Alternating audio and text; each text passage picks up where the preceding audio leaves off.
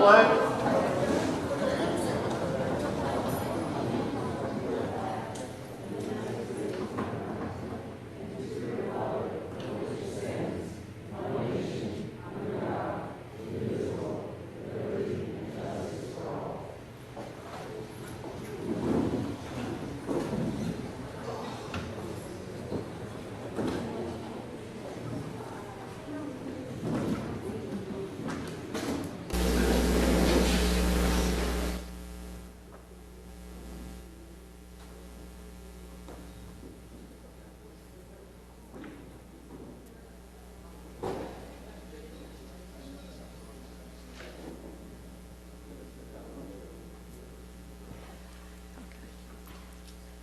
We'll do the roll now. Mrs. Sloan, Mrs. Johnson, Mr. Baer, Mr. Greenstein, Mr. Hohauser, Mr. McDermott, Mrs. Nadolny. Thank you.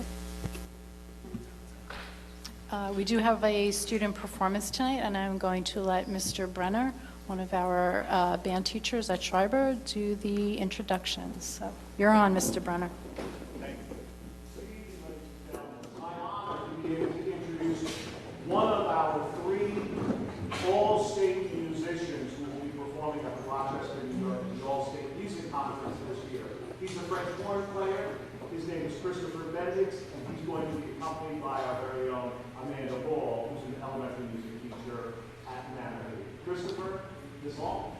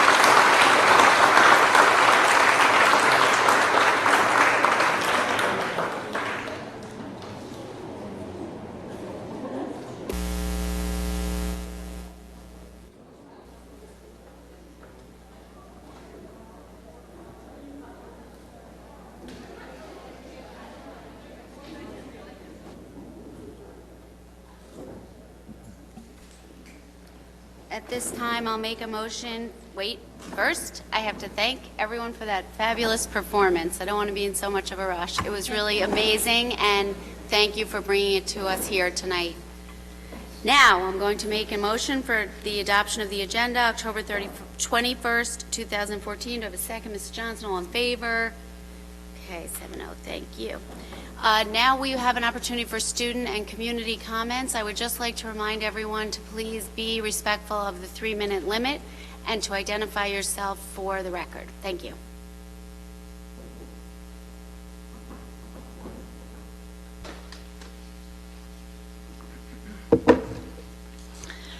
Hello, my name is Patty Wood. I'm a Port Washington resident, parent of 2 children who attended Port schools, founder and executive director of Grassroots Environmental Education. We're an environmental nonprofit, health nonprofit, based here in Port Washington. We also have offices in Rye and in Westport, Connecticut. Grassroots uses science-driven arguments for stricter regulation of chemical toxins and serves local and state governments, healthcare providers, school systems, community groups, and other environmental groups and individuals nationwide. Many Schreiber students have interned at Grassroots over the years, helping us with many tasks, from research on hydrofracking and pesticides to volunteering at the farmers market on Saturday mornings. And for that, we are very grateful. I'm also a visiting scholar at Adelphi University. I teach in the College of Public Health and Nursing. Synthetic turf is an issue I'd like to just discuss briefly this evening, and its impact on children's health is not a new issue to Grassroots. But now that NBC's Brian Williams and other mainstream media outlets have shined the spotlight on the potential for these fields to be a cancer risk for young athletes, I want to share some additional information with you. Synthetic fields are composed of a plastic tarp-like sheet with grass blades cushioned with an infill material made of recycled rubber tires. Each field requires approximately 40,000 shredded tires. Reusing toxic waste is economically attractive and a good option for industry. Used tires are difficult to dispose of, with many states prohibiting them in landfills or for incineration because of the potential release of toxic chemicals into the air or groundwater.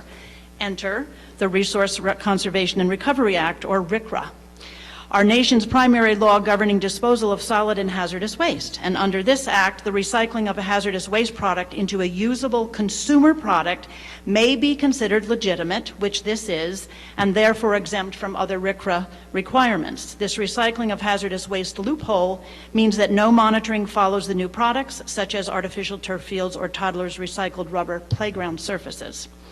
Hazardous chemicals in tires include benzene, phthalates, PAHs or polycyclic aromatic hydrocarbons, manganese, carbon black, zinc, faulty octylphenol, and so on, including toluidine, which is a derivative of toluene, and just 2 days ago was listed in the 13th report on known carcinogens by the National Toxicology Program of the National Institutes of Health.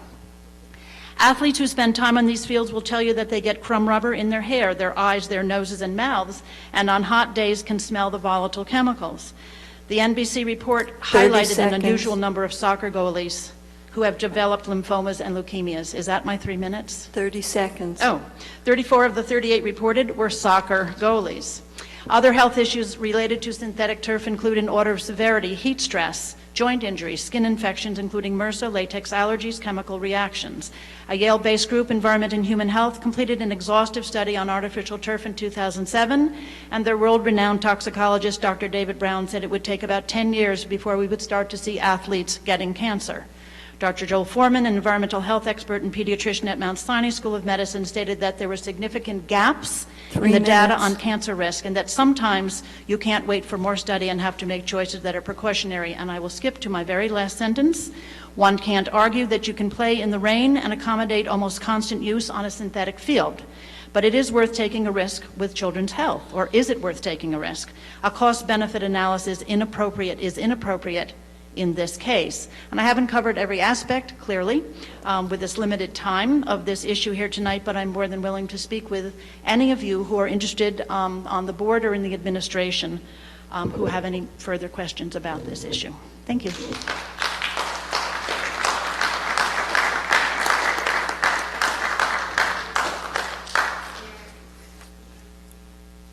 I just want to say that for anybody that isn't aware, we are reviewing installing new turf fields for the bond, and we are well aware that this issue has come to light once again, as it did before we installed the last turf field. So we will be discussing it and investigating and deciding what is the best course of action to proceed with the fields for our kids. Obviously, their safety and good health is of primary concern to the board. So thank you, and we will be posting any discussions we will have so the community will be welcome to attend. All right, I'm just going to make sure the mic's working this time. I believe it is. All right. Hello, my name is Josh Curtis, and I'm a senior at Schreiber High School. I'm sure many of you have heard me speak on behalf of the extracurricular activities. I would like to thank both the Board of Education and my high school's principal, Mr. Pernick, for finding the money to restore to the transportation budget. This act partly eased the club's fights to stay alive and is greatly appreciated. I'm here today to speak about class sizes. I remember a time when it was considered absurd to regularly have classes exceeding 25 people in size. For the past decade or more, this has been a joke. Last year, my AP United States History class had 34 students at the beginning of the year. After some kids dropped, the pressure waned to about 30. We all rejoiced that we would only have to seat one student on a radiator per class, and I fondly remember having to contend with only one other student for the good desk in the back of the classroom. During a debate on the New Deal, I actually managed to state a point. Our school prides itself on its vast array of AP courses, over 30 of them last I heard. We want more, and that is a good thing, but I'm not sure how much more value our students can actually get out of them if the classes are too big to learn effectively. Contrast some of my own classes from this year. In Physics 1 and 2, with 30 kids, as well as AP Economics with 31, I see students in all directions scratching their heads, and their questions, if they are addressed at all, get only a cursory answer before the volume of questions and material forces us to move on. These are AP classes, where learning is supposed to be in-depth. I and my fellow students have actually enjoyed our AP Comparative Government class, where there are 24 kids, which I think speaks for itself, considering the subject matter's, shall we say, abstraction. We recently had a lively discussion regarding what the end of the Cold War means for liberal democracy.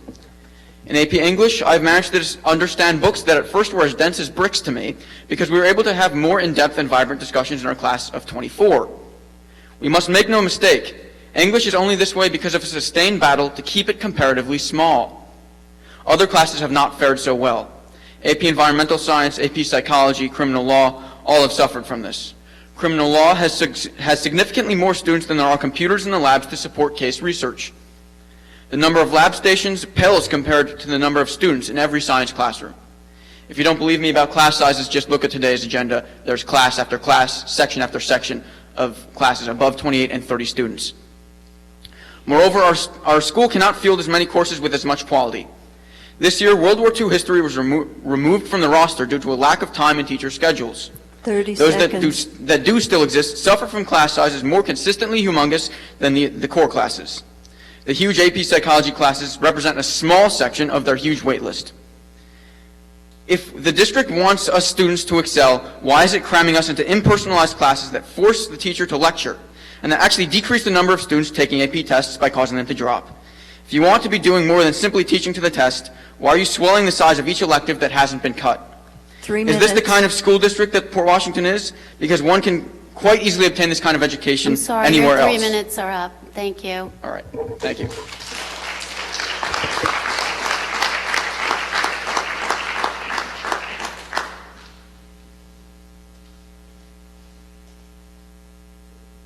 Good evening. Frank Russo, President of the American Family, President of the Port Washington Educational Association. Comments on the bond, if you don't mind. Many parts of the proposed bond, I think, are very reasonable, no question about it. The cafeteria at Manor Haven, the boys' bathroom at Guggenheim, cafeteria daily, lighting in the daily library, all very reasonable in my mind for consideration either under the bond, paid for by the bond, or in the annual budget. The problem for taxpayers, of course, is that the bond payments are exempt from the tax cap. Many people view this as a way of circumventing the concept of the tax cap by issuing bonds. This will be, right now, talk is about a $60 million bond. If the interest rates are 3%, that'll come to about $80 million, 20 million interest, 60 million for the bond. So $80 million, 20 years, about $4 million a year. That's an increase in our tax levy of about 3% a year for 20 years, all exempt from the cap. If we come in with budgets, though, that are under the tax cap by small amounts, by 0.75% or 1%, and we do that for 3 or 4 years, that would fully cover the cost of the bond and still be able to do it in the way that the technical people feel is an appropriate way to do it with the bond. If we could come in under the tax cap for, say, 3 or 4 years by a fraction of 1%, 0.75%, 0.9%, that would be wonderful. Then we would not be circumventing the principle of the tax cap. Otherwise, in a sense, I think we are circumventing the principle of the tax cap. How do we do it? Well, fortunately, this year, as I think many of you know, thank goodness, the pension costs will come down. My estimation, they'll come down by at least $1 million a year. Instead of going up by $1.5 to $2.5 million, which they've done in the past couple of years, they'll come down by $1 million, maybe even more than $1 million, maybe $1.5 million or $2 million. Most critical for your concern, I guess, is the teacher's contract. To the extent our median teacher salary, I think you all know this, of course, but many people in the community do not. Most people do not. Median salary is now $116,000 for our teachers. The middle salary, half above that, half below that, plus another $40,000 in benefits for pensions, Social Security, health insurance, and so forth. So the typical teacher costs us about $156,000. If we take the contract and freeze it, give them the step increases. Most teachers get the step increases, 3 to 4% 30 a year. seconds. If we freeze it, then that would save the bulk of the money we need to save for the bond. I could tell you some other ideas, but I don't want to waste it. We only have 30 seconds here. The key point I'd like to do is I'm going to try and contact somebody. I'll contact you, Karen, Ms. Sloan, if you don't mind. If you would at least consider coming in under the cap for 3 or 4 years, let me know if it's possible that you'll consider it. And then if you give me a definitive answer by November 18th, the time of the next meeting, that would be great. Then we'd know what we're going to have to do. Because otherwise, we've supported the budget for 3 years. This would be the first time we might have to oppose the bond and oppose the budget. We don't want to do that. 3 minutes. But thank you.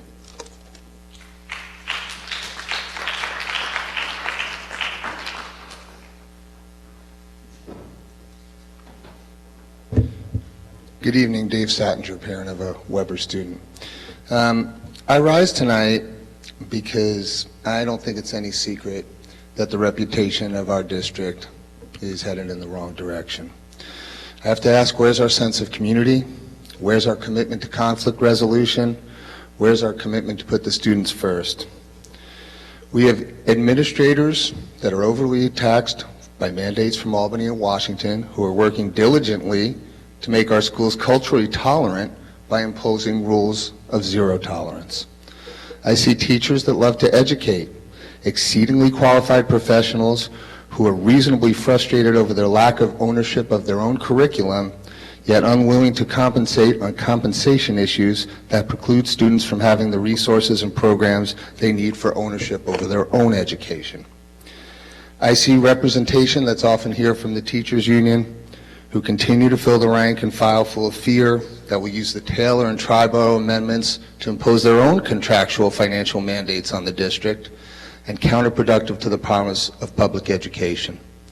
I see a school board which seems focused on mundane, short-sighted, short-term policies with zero transparency, a dearth of leadership as administrative and bargaining units navigate us to the financially strapped abyss, enabling a sterilized atmosphere of educational intimidation, of mandated tolerance based on zero tolerance policies, while overly obsessed with reducing liability. There's no momentum towards creating a long-term collaborative vision with the community to meet the educational needs of our kids and summoning our bargaining agents to the cause. Why do I say those things?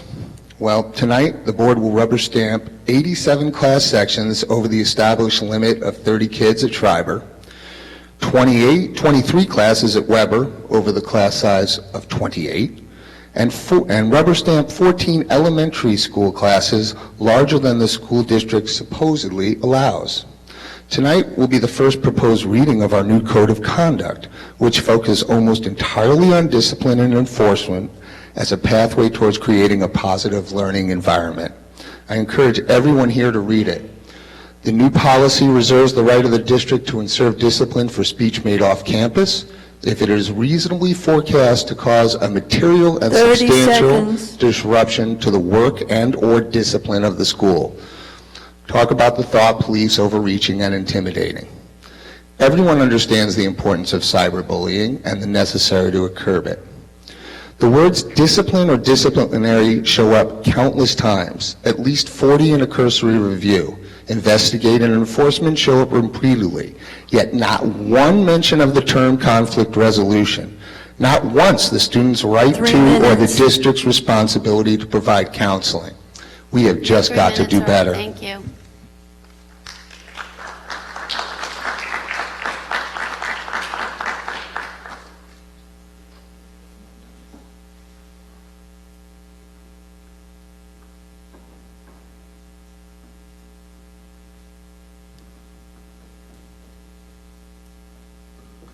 Hi, I'm Kim Gallagher, and this is Rob Capariello, and we are here on behalf of the softball team and the softball parents. As you can see, the softball team is here also. First off, I'd like to thank you for including upgrades to the athletic facilities as in part in the bond. It's very exciting for us, and as you know, we've been in contact before, the main thing that these girls need is to get their own dedicated field back on campus. We understand that there's talk about turfing the side field, which is fabulous. We know a lot of good can come of that. I know it's great for the baseball team. They're in the same boat as we are. It will bring them back to campus as well. But it doesn't really suit the girls' needs because they need to have their own space, a space where if they can have the home field advantage, where they're practicing and playing on the same field, where they're part of the community in which they attend school, where the faculty and the other teammates, the other kids who go to school, can come and support them. Stephanie Joannan was very gracious a couple weeks ago. She met with us and we walked the upper field, and I have to say, the upper field is a great space. I don't know if a lot of you know the dimensions of a softball field. It's really not that big. You only need about 180 feet from home to center field. So in all actuality, you could put 2 softball fields up on that space. It could be the field hockey team, the field hockey's space in the fall, softball's field in the spring, and a multi-purpose field in between. I know when Stephanie came back, she proposed this to you, and I'm aware that you all seemed quite receptive of the idea. I know the architect's going to look at the field and perhaps draw up some plans, which is very exciting for us. And it just proves to us that you're hearing what we're saying, and we understand that you understand how important it is for these girls to have their own dedicated field back here on campus. So thank you very much for that.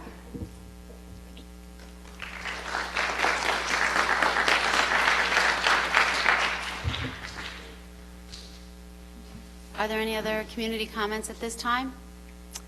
All right, thank you. We will move on in the agenda. I just wanted to remind everyone, in case they aren't aware, that tomorrow is Unity Day in Port Washington, and we will be having events ongoing in all of the schools. This is an event that began with the Safety and Substance Abuse Task Force, and each school will be carrying on different events to remind the students that we are all in this together and unity, and every student will be receiving a bracelet that I believe says kindness counts. Is that right? Yes, kindness counts.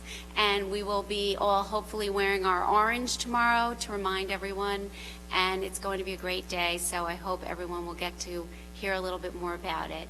And the building tours for the facilities tours, they are ongoing. Last week we went to 4 out of the 5 elementary schools, and Thursday begins at 4:30 at Salem, then we'll come up to Weber. The entire community is invited to attend any of the tours, and the community committee for the bond is part of this. It's very enlightening, and we hope more of you will be able to attend. I think that's it for me, and I will turn it over to the superintendent. Okay, I'm going to keep my comments brief tonight simply because we have a few presenters, and I expect to have some very rich discussion among the board members tonight. I do want to always thank our students for coming to the meetings and expressing your concerns. We do appreciate it. We do listen, so thank you very much. We're very proud of our school community and the collaborations that we have, plus the collaborations that we have with our outside communities. Last Thursday, we had the PWEF Grant Awards, and they awarded 37 grants to help support and enrich our educational programs, and many of their monies and donations come from so many of you in the community, and we are extremely appreciative and grateful for that. At this time, I'm going to turn it over to Ms. For the enrollment report. Thank you, Dr. Mooney. Right now, as of October 15th, our student enrollment is 5,347 students. Last year at the same time, we had 5,330 students. We do have class sections at the elementary level that are over class size limit. We have Guggenheim. We have one kindergarten class at Guggenheim. We have 4 first grade classes at Guggenheim and 4 first grade classes at Sousa that are over the class limit. And also, 5th grade, we have 3 classes at Daly and 3 classes at Guggenheim as well. These sections will be on the board agenda tonight for approval. Thank you.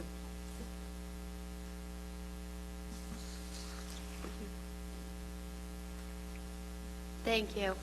I'm now going to make a motion for the approval of minutes for October 7th, 2014. Do I have a second? Mr. Hohauser, all in favor?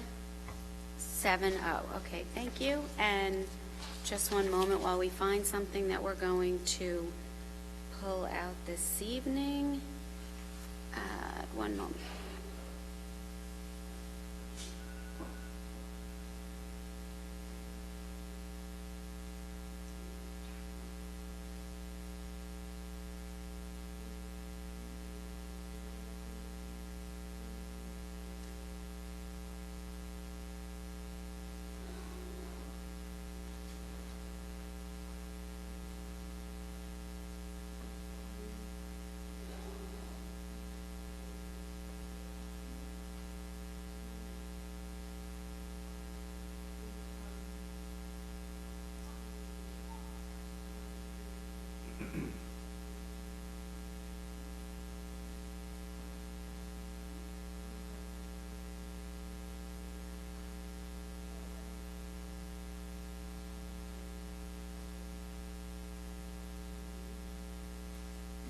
Okay, we're just going to pull something out of the agenda for this evening, an action item, before we go on with our discussion. It is an award of tenure.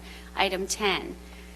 Be it resolved that the Board of Education, on recommendation of the superintendent, awards tenure to the following individual, effective November 28, 2014, Lauren Miglietta from Sousa Elementary. Do I have a second? Ms. Nadolny, all in favor? 7-0, it's unanimous. Congratulations. I do believe she's here this evening. Is she here? Can she stand up? She stand?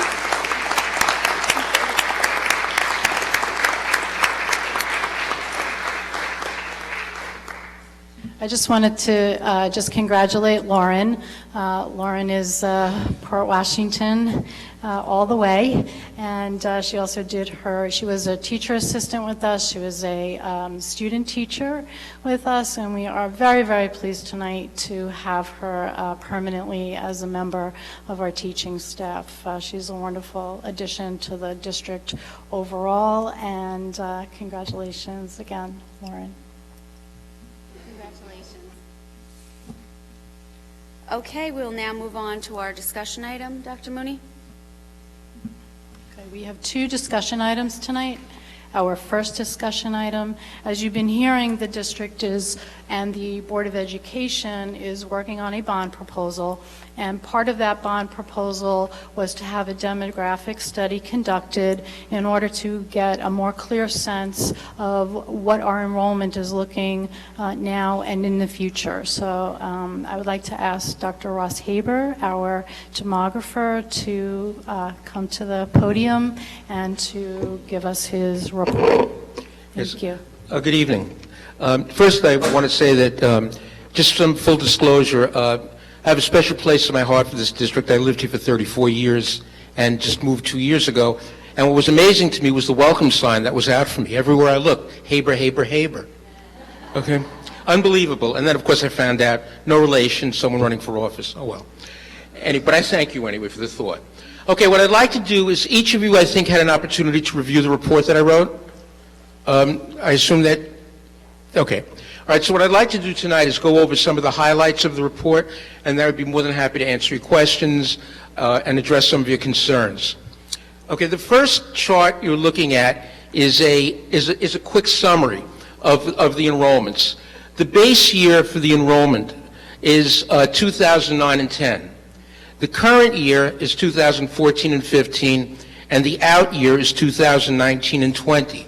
Now, all of the enrollment numbers that I've used historically are based upon the BEDS report, which is a report that's filed with the state each year on the first Wednesday, I believe. So that to keep the numbers consistent, I use that date. If you take a look at the high school, in 2009-10, there were 1,556 students in the school. The school opened this year, according to BEDS, with 1,557, meaning that there was a change of 1 over that period of time. That's the very definition of a level enrollment. But if you take a look further, if you look out, and that was a negligible increase. The projection, the 5-year projection, is looking at about 89 additional students coming to the high school with an increase of 5.72% for a total of 1,646. Now, I was listening to some of the things that were being commented on tonight by the student who made his presentation and some of the other comments. When you're looking at projections and you're looking at growth, keep in mind you've got to start from where you are. So even if a number doesn't look relatively large, if you are at a point where you are overcrowded, or if you're at a bursting point, any number above that increases that bursting point. So that's kind of important. The middle school in 2009-10 had 1116. It increased by about 54 students, or 4.84%. The projection is to increase by another 80, or about 6.84% by the out year, which is 2019-2020. Daly School had 416 students in 2009 and 10, went to 434 at the opening of this year, which is an increase of 18. It's going to have a slight decrease according to the projections, but one number that's not on here is I believe the pre-K is housed in Daly School, and that's another additional 54 students. I didn't include it in the total because it's a district-wide program, and district-wide programs can be moved around if necessary. Guggenheim School had 508 in 2009 and 10, jumped to 518 in 2014-15, which was a small increase of 10. It's looking for about another 22 students over the period of the projection, an increase of about 4.25%. I heard some of the class size in Guggenheim. I kind of have to laugh. When my kids were in elementary schools back in about 1980, I think their average class size was about 12. So it's a whole other story. Anyway, Mannahaven School increased from 410 to 452, which was an increase of about 42 students, or about 10.24% over that period of time. And we're looking at another 66 students to go up to about 518, and that's an increase of about 14.6%. South Salem, had a slight decrease over that period of time, and it's going to continue to have a very slight decrease, about 2.96%. Sousa increased by 65 students in that 6-year period, and that's a 12.6% increase, and we're looking at that going up by another 26 students, about 4.3%. So overall, the district, general education only, not counting self-contained special ed and pre-K, increased by about 4.22% between 2009 and 2014, and I'm projecting it to go up another 4.84% in 2019-20. Pre-K and special ed, self-contained special ed, a little bit more difficult to predict, but overall, when you add them to the total, we're looking at about a 5,504 student school district, up from about a 5,148 student school district in a 10-year period. So that's a fairly large increase. Okay, this is the trend. Okay, so we're taking a look at where the district was over here in 2009-10. See, with a little dip this year, and then the trend is going to continue. So the trend line for the district is to show an increase over a period, over the next 5 years. Okay, just real quick, the methodology I use, in case any of you are interested, I use a modified cohort survival method.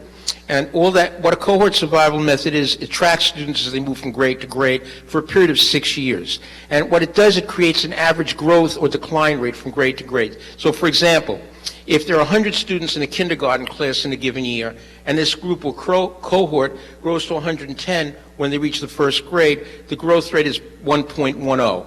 Then you take a 5-year average of that movement from kindergarten to first grade and apply it to the current enrollment, and that projects enrollments in the future.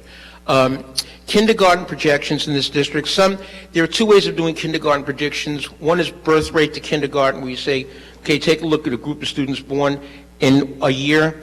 You take a look at students born in the district in a year, look at the kindergarten enrollment 5 years later, and come up with a construct or a ratio.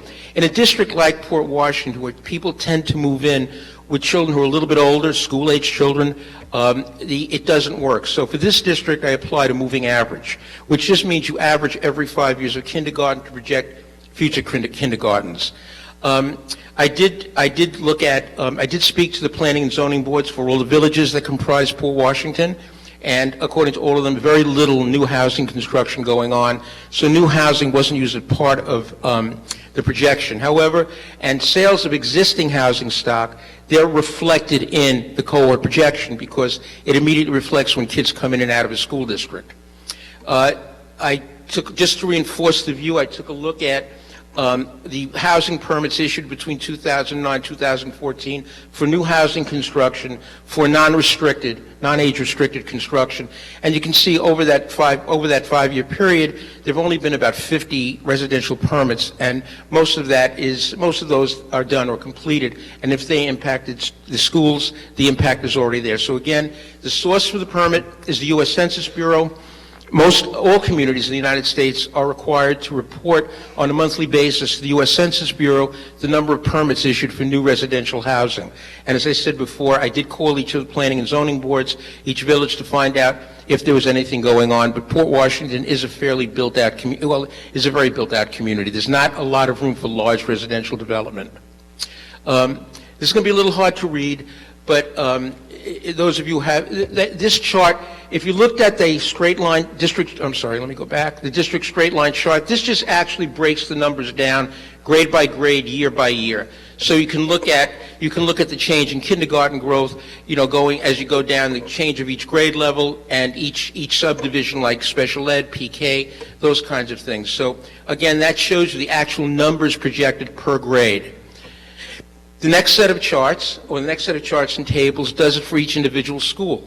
So if you look at these, you can see the actual grade breakdowns for daily, and the chart kind of shows a leveling off. But this chart does, this chart does not include the.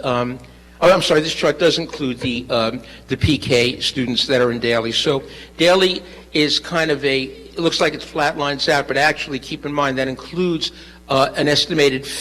I think I put down 69 some kids for PK that are currently in this building, and I just use the steady 69 because there's no real way to know what those numbers are going to be.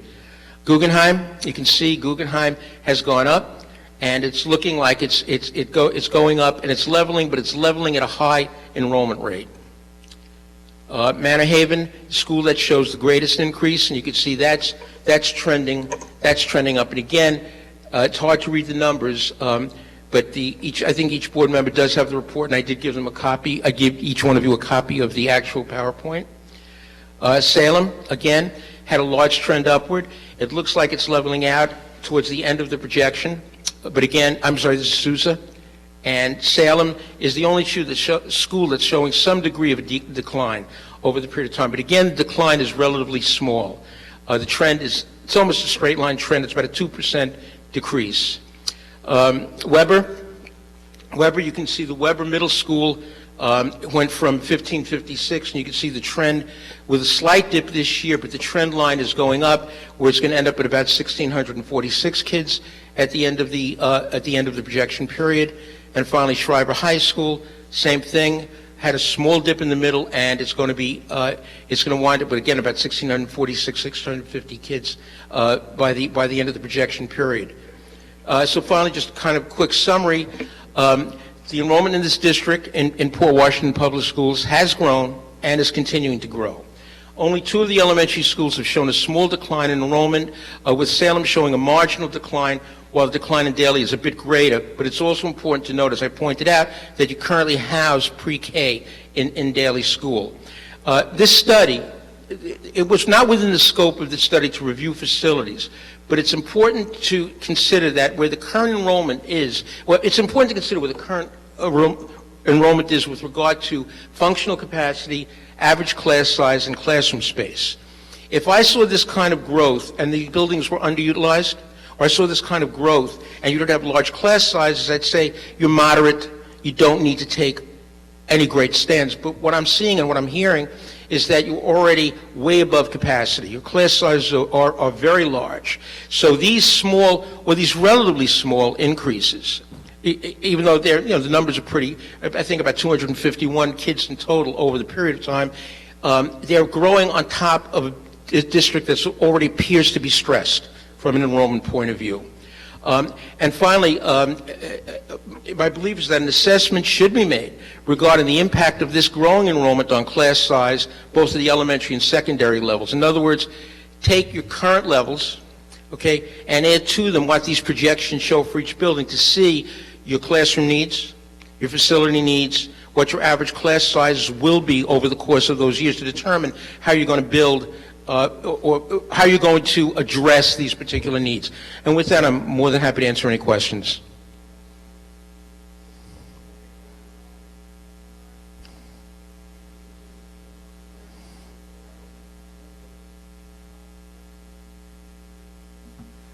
Hi, thank you for the presentation. I actually have a couple questions. Sure. The first of which is, when you're figuring this out, do you take into consideration the private school enrollment, and if there's a trend in an increase or decrease in the private school enrollment when figuring out our numbers here? Like if there was a spike in private school and equivalent to a decrease or anything like that? Well, I don't do it per se. In other words, I don't ask for the total number of children who are going to private and parochial schools. What I do is I look at trends at breakpoints.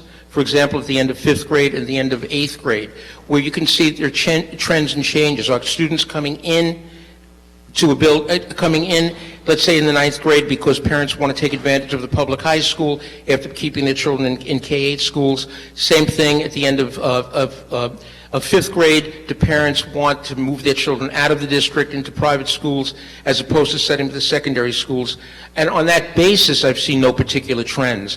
And the question has come up a number of times over the last 5 or 6 years. When the economy really truly went south, people said, okay, what's going to happen when it gets better? Are people going to, when it was bad, did it bring a ton of kids back from private schools? And if it gets better, do a ton of kids leave the public schools? And I've done this in about 140 school districts, and I've not seen that kind of great either leaving or coming back. So I don't think it has much of an impact, and I don't think it will impact what's going on here. Okay, the other question I have, and I'm not really sure if there's actually a definitive answer, but is there certain events that you see that cause people, a large influx of people, to leave a community? And I'm thinking something like Sandy, where you decimate half a town, or something to that effect. Is there something that you see trend-wise that causes people to not want to be in a town anymore? Well, the most obvious answer is high taxes. Okay, that's the most obvious answer. But again, it's not necessarily the case. From my own, it's anecdotal, it's my own experience, but I stayed here 18 years after my kids graduated from this high school because I love the community. And if you want to know why I left, it wasn't taxes, because my grandchildren are in New Jersey and I had to follow them. So, but I mean, people do want to downsize, but I found here that a lot of people who do downsize seem to downsize into some of the developments that have developed around here, like Mill Pond and some of the other areas.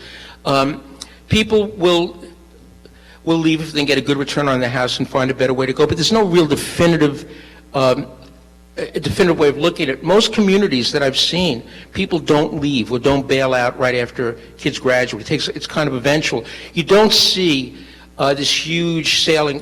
Sales are steady, but they're not great. If you look in the report that I gave you, I did a more detailed demographic study. I did an analysis of each community with regard to median age, median income, housing development, kind of a thing.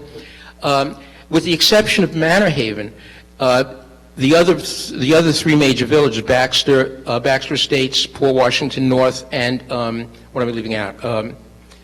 You'll notice that they've kind of increased in median age, meaning that the fertility rate is lower, meaning people are staying. So the kids who are coming in are people who are buying up homes in the community. So I don't know if that answers the question, but.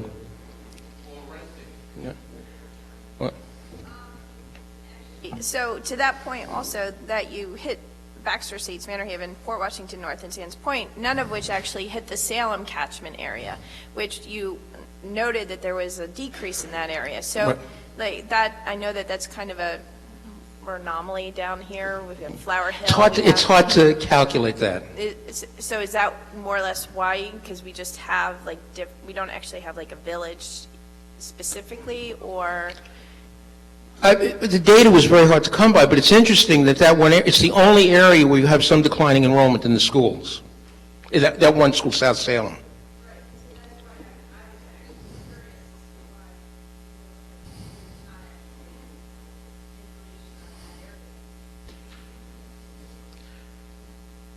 I think only because I couldn't get enough data. I guess I couldn't get enough data to make any conclusions about that, so I just did it on the basis of the school. Okay. Thank you. I have a few questions. I'll start small and then sort of go bigger. What was the data that led you to conclude that Daly is going to peak out and start going down? It's based on the historical data from the school. All of the projections based upon historical data. Okay. You're predicting out 5 years, which I guess is reasonable, but we're going to be paying for this bond for over 20 years. How do we use your 5-year projections to sort of project out further in a reasonable way to try to figure out where we're going to be 20 years from now? Okay. Number one, as a demographer, as a statistician, and as a person experienced, I find that after 5 years, projections become precipitously low. If I were to tell you to follow a straight line from the projections I made, the numbers would probably increase at the same rate that they're increasing now. But I'm not sure. I think that you can only project. Well, let me say this: projections aren't magic; they just are what they are. They're numbers. And the fact is, these are indicating that based upon what you have now, you have some needs, and these numbers address these needs. I think that just to give you an analysis, my projections, as I said, I've got a lot of clients over the years. My projections are plus or minus 1 to 1.5% over 3 years, and plus or minus 3% over 5 years. So that's the way you kind of have to look at these things. I would go on the plus 3% over 5 years because your enrollment is in trending. But then after that, your guess is really as good as mine. I mean, I could build you another 5 years out of that, but I would put them in big yellow numbers and say very cautious. So I think you've got to make decisions on what exists now and what exists within a reasonable projection period. Yeah, no, I understand that you can't project out more. I'm just trying to figure out how we use your data. Is it true that birth rate is affected by the economy and that you see dips in recessions, and when the economy is doing well, you see more children, and has that been factored into this? Well, generally speaking, yes, but if you remember what I said in the beginning of my projection, birth rate in terms of projecting for a district like Port Washington, the general socioeconomics of Port Washington, the general cost of housing, birth rate is not really a factor. Birth rate became a factor when you have communities in which people are born, stay, and go to school. If you take a look at where people come into this community, again, because of the affordability of housing, they generally, the majority or many of the people in this community come in when they have children close to or as of school age. So if you look at the birth rate the birth rate doesn't really relate to the school enrollment. As far as the economy is concerned, I don't know, because, I mean, how many kids were born 9 months after Sandy? I mean, so it's like, you know, those are kind of hard things to say. I would say, as a common sense says, poor economy, less kids, greater economy, more kids. But I don't know, because I've looked at trends in birth rates over the last 10 years and not seen, it's like I didn't look at birth rates, and I've been doing this a pretty long time, and I say, okay, 2000, 2001, 2002, 2003, 2004, 2005, 2006, 7, and 8.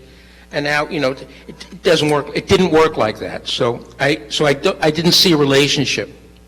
Thank you. My last question is, how important is the quality of a school district to the population growth and stability? In other words, if we were a less well-regarded district, would that actually affect people moving in, or do people just sort of not look at that? Every economist, every educator, every statistician, everyone who does demographic studies, we may not agree on methodology, but we all agree on one thing: property values and school reputation are inextricably joined together. Okay? And the first thing that goes in terms of a school, the first thing that happens in a school district, when the perception of the school district goes down, so does the saleability of the house. Okay? I mean, I sold my house in one day. Okay? I mean, I put it on the market on a Tuesday, I sold it on a Wednesday. I lived in Soundview, so. Thank you. Okay. Thank you. I'm very interested in this, and for several levels. And some of the responses you gave to Larry's questions, I'm interested in. Okay. How did you factor in the affordability of housing in Port Washington, and how does it compare in with other districts that may be similarly situated? Okay, if you take a look at, the trends in 2007, 2008, 2009, where a lot of communities took a major hit, Port Washington didn't take a huge hit in terms of property values. So also in terms of the fact that if you take a look at where people who are coming out, younger people where they're coming out of the city, where they can, you know, afford houses, there are still houses in this community that I hate to say they're inexpensive, because they're not, but you can get between $500,000 and $800,000 a reasonably good house. A lot of other places on Long Island, unless you want to go, you know, further out and you don't want to have the convenience of the train here, okay, it can be less money. I live in New Jersey, I do a lot of my work in New Jersey, and there are incredibly high-priced communities there also. So I think affordability is relative to the income of people, but I looked at the median income and the mean income in this district in relation to the homes that are purchased. And is there some sort of, I think I've seen this before, is there some sort of affordability index that you look at? I didn't, but I think there is. Okay. As far as the other questions, and Larry was anticipating one of mine about Daly, and I was looking at some of the declines in Daly, and I'm trying to get behind the data a little bit. And what you said you're basing it on historical data with the dips in Daly. Could you explain that a little more? Yeah, if you, let me just,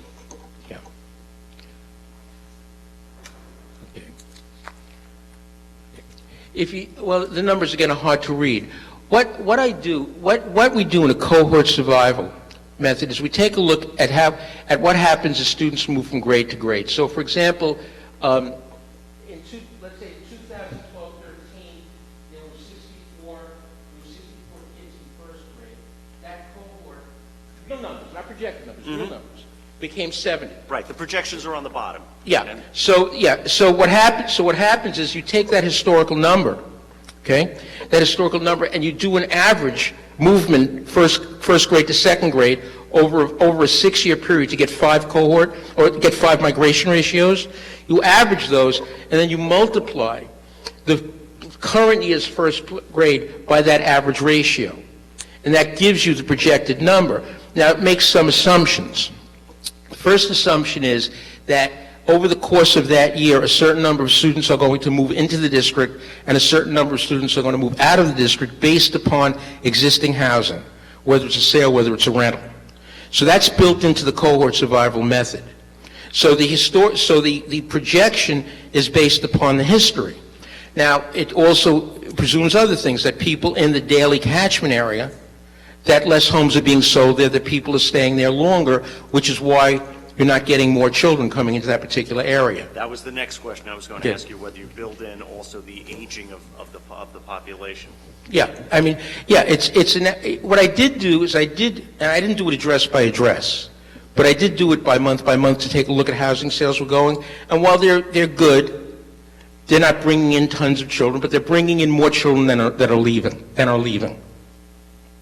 So, but I think that's a function, to answer your question, it's a function, it's a function of housing sales.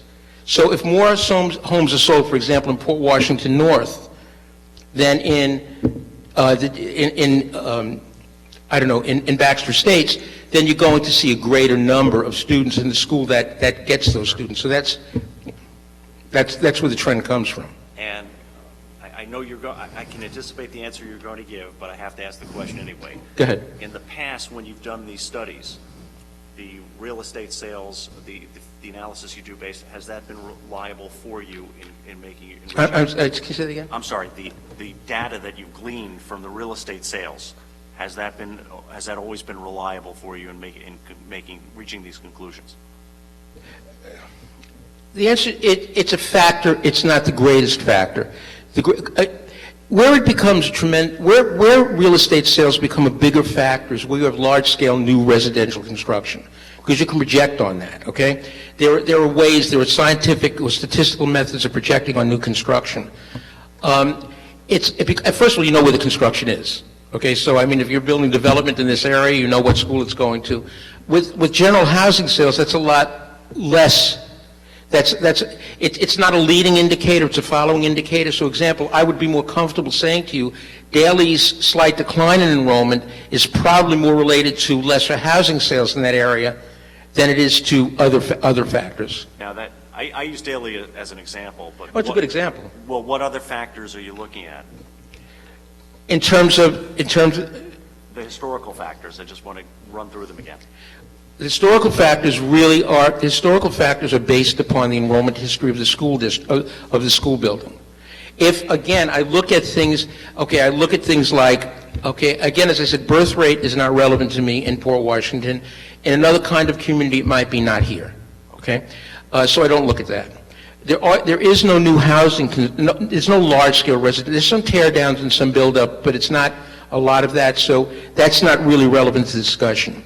So cohort leaves me to the conclusion that that any changes in enrollment is being generated either by housing sales of existing stock, as for example in a Guggenheim, as for example in a Mannahaven, as opposed to lesser housing sales which are going on in Sousa. So, I mean, if we wanted to take a look at a map and plot every single house that's for sale in the Sousa catchment area, I'm not sure what that would tell us. It may tell us that there are less houses for sale, or over the last year, less houses have sold. I mean, that data is gettable. I'm just not sure how much it helps. No, I understand that, and you mentioned that, but I'm trying to go beyond the housing sales. Okay. And what else you feel is relevant for the Well, they're large, okay. I can give you a lot of things that don't exist here. I mean, when we look at changes in industrial, have any businesses gone down? Not what isn't relevant, not what doesn't apply here. Well, the most relevant in this district, the most relevant generator of the projections to me was the historical enrollment. That was the most reliable one. Almost everything else becomes a guess because there's nothing substantive. Okay, so it's the daily numbers, and you just take a look, and the proof is in the pudding because you take a look at where the numbers have gone, and that indicates where the numbers are going. I've looked at the numbers. I'm just trying to. I'll let Nora go. Okay. Let you. I think you mentioned this before, but I wanted to know if you could just quantify the margin of error that you forecast. In reviewing my own studies over a 10-year period, for the first 3 years, I'm plus or minus 1 to 1.5%, and over 5 years, I'm plus or minus 3%. So again, if you take, so in this district, if you want to create I would err a high here. In other words here, I would guess, just taking a look at the trends, that if you wanted a margin of safety, I may take it 3% over my projection. Add 3%, you're saying? Yeah. I mean, as a safety factor, okay? Okay. Thank you, that's it, thanks. Okay. It's this side, okay. Magical 2 buttons. Thank you again for the report. Just a couple questions. If we use the 3% based on the existing enrollment, we're at the high end, we could possibly have another 150 children, so the increase overall would be closer to 400. Is that? No, that's way high. I would say it would take my margin. First, you have to do it for each school, but over 3%. I'm looking at 251. A total increase over the. Hang on. Right. There's 250 over the 5 years, right. But there's 5,300 total. So if we were off by 3% on the high side, it would be roughly another 159 children. Over the entire school district at that point. Yeah. Okay. I'm saying only if the margin error exists. No. Understood. Yeah. It's just then the potential. It kind of gives you a range. Right. Okay. When you look at the average age of a particular area, and is there any historical trend to when what some people refer to as a generational turnover of housing occurs, that if the average age of a Baxter Estates, we'll use that as a reference point, reaches 63, that's a predictor of then more houses than normal turning over in that next 5-year period, leading to the potential of more buyers with children? We look at about a 15-year generational change. Okay, I think if anybody's been in this community for a long period of time, again, it's a little easier for me to use an example of myself. When I first moved into this community in Soundview, Halloween was my great demographic indicator. Okay, I would, and if you live in Soundview, lived there in the early '80s, know that I would have. There was no Costco in those days, but whatever it was, I'd have to come home with cartons of candy. Then it was in the '90s, no one rang my doorbell. I mean, nobody, okay? And then over the last few years that I was living here, it started again. So, so we go 1980, 1993, 2012, it's about about a 12 to 15-year-old. That's in generally speaking, but the anecdotally looking at here, that kind of proves the point. Understood. As you mentioned, the live birth data doesn't really reflect or work well here because of the in-migration trend that we experience as a community. Correct.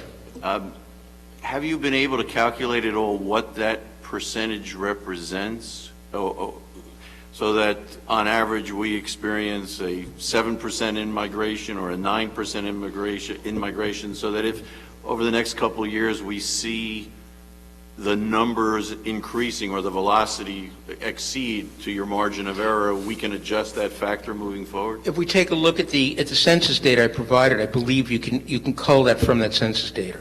That's in the report. Okay. Thank you. Okay. I didn't have a question at the beginning, but I developed one since. I'm looking at the numbers. One thing that's blowing me away is the Manor Haven number, because if you add up all the differences in the in the projections for all the grammar schools, it's plus 10 kids for the other 4, right? Pluses and minuses. But for Manor Haven, it's plus 56, and for the middle school, it's plus about 40, and for the high school, it's plus 52. So we have one elementary school that's having a projected increase of more than the entire high school. I'm just curious, how'd that work out, or do you have a thought? Well, I do have a thought, okay? The median age in Manor Haven is significantly lower than all the other communities. What that means is that it's got a high fertility rate, thus producing more children. Also, I really believe if even though it's not inexpensive, I think Manor Haven may be the most affordable of the communities in Port Washington. So those two factors, I think, add to that. And I also believe that there are more rentals in Manor-Haven maybe than in other parts of the community. It used to be that case. I'm not sure it is now. So I think you would take in lower median age, a little bit more affordability in terms of housing. I think those two factors very logically show why Manor-Haven would have the highest enrollment. Also, if you look at the demographic data, you'll also notice it's the only one of the communities that actually showed a decrease in median income over the period of over the census period, which was 2000 to 2012. Okay, my best answer. Well, when you said that one of the most important factors that you look at is just the historical 5 years, but you're saying that you also are including median income, housing turnover. I can't see how they're weighted in here, but it's just, can you ballpark it, or? What they do is they support the findings. In other words, if I take a look, if there's an inconsistency between those demographic factors and the projections, in other words, if all things remain the same, let's just use Manor-Haven as an example. I'm not picking on Manor-Haven, just using the example. Okay, if all things were the same in terms of the demographic factors, but I saw the curve going like this, in other words, if the going down, okay, sorry for those in front of me. If I saw the curve indicating a downward trend, that would show me an inconsistency between those other demographic factors, which kind of addresses what was talked about before, other factors, that it would kind of show me if there was that inconsistency, it would warrant further investigation. How could it possibly be that all of these factors are in place, and yet it's counterintuitive to what the actual enrollment is showing? It didn't in this case. In this case, it was consistent.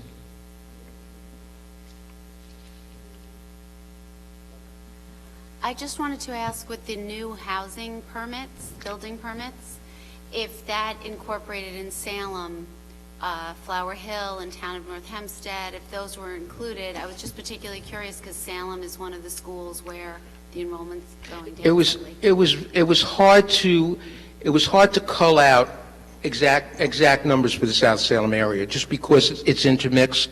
So there weren't. I don't believe that there were enough there to really make a major, because there hasn't been much construction anyway. So it's a good question, though. Sorry, this is my training. Go ahead. And I just want to, I have a couple of points. Before, I thought I heard you say that the fertility rates were not something that you considered. Is that on an overall basis, but for Manor-Haven it was refined because of the median age in Manor-Haven being lower? It's, okay, when I talked about birth rates, I was talking strictly about projecting kindergarten. Fine. Okay, only about projecting kindergarten. That takes care of that. Yeah. Now, based upon what you've projected, are you able to construct an equation for us? It's an econometric, basically where we can tell how this interplay factors in from the birth rate, the median age, or whatever. No, okay. No, I'm not sure, really. I'll talk write to me you a note. offline about that. Okay. Or you can email me. I can. Okay. Okay. That may be a little bit more than. Okay, that's fine. My computer works on right now. Yeah. This computer. Yeah. Are there any other questions at this time? No, thank you very much for both your report and your presentation. It was very helpful. Well, thank you so much. And any other questions or concerns, please, including that one, you can get back to me. Okay. Good night, everybody. Good night.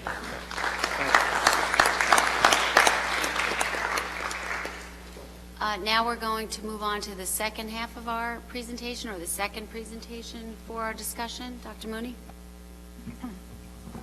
I also want to thank Dr. Haber. He provided his report to us in an extremely timely manner. We did feel that this was something very important to the bond discussion, and I know that there'll be more discussion among administration and the board members and with the bond committee, simply in terms of how the information from the demographic study may or may not impact some of the bond proposals. So again, we thank him, and we're taking that under advisement. Our second presentation this evening is related to budget. And last spring, the Budget Committee had asked the administration throughout the summer and through the fall to be looking very closely at our schools and our programming to see where there could be cost savings and greater efficiencies. We have been doing that. This is a very, very challenging and difficult task for us. We give it very, very serious, hard looks, and tonight we will be looking closely at Schreiber High School and offering some different views and perspectives of what may be done. So I would ask that everyone listen very closely. Mr. Pernick will be making the presentation, and then I know the board has a number of questions after that, and we'll kind of take it from there. But it is important to note that this was a very collaborative effort with the central office and the high school, and it's something that we ask you again to a lot to think about in this presentation. So, Mr. Pernick, I'd like to ask you to come up and start.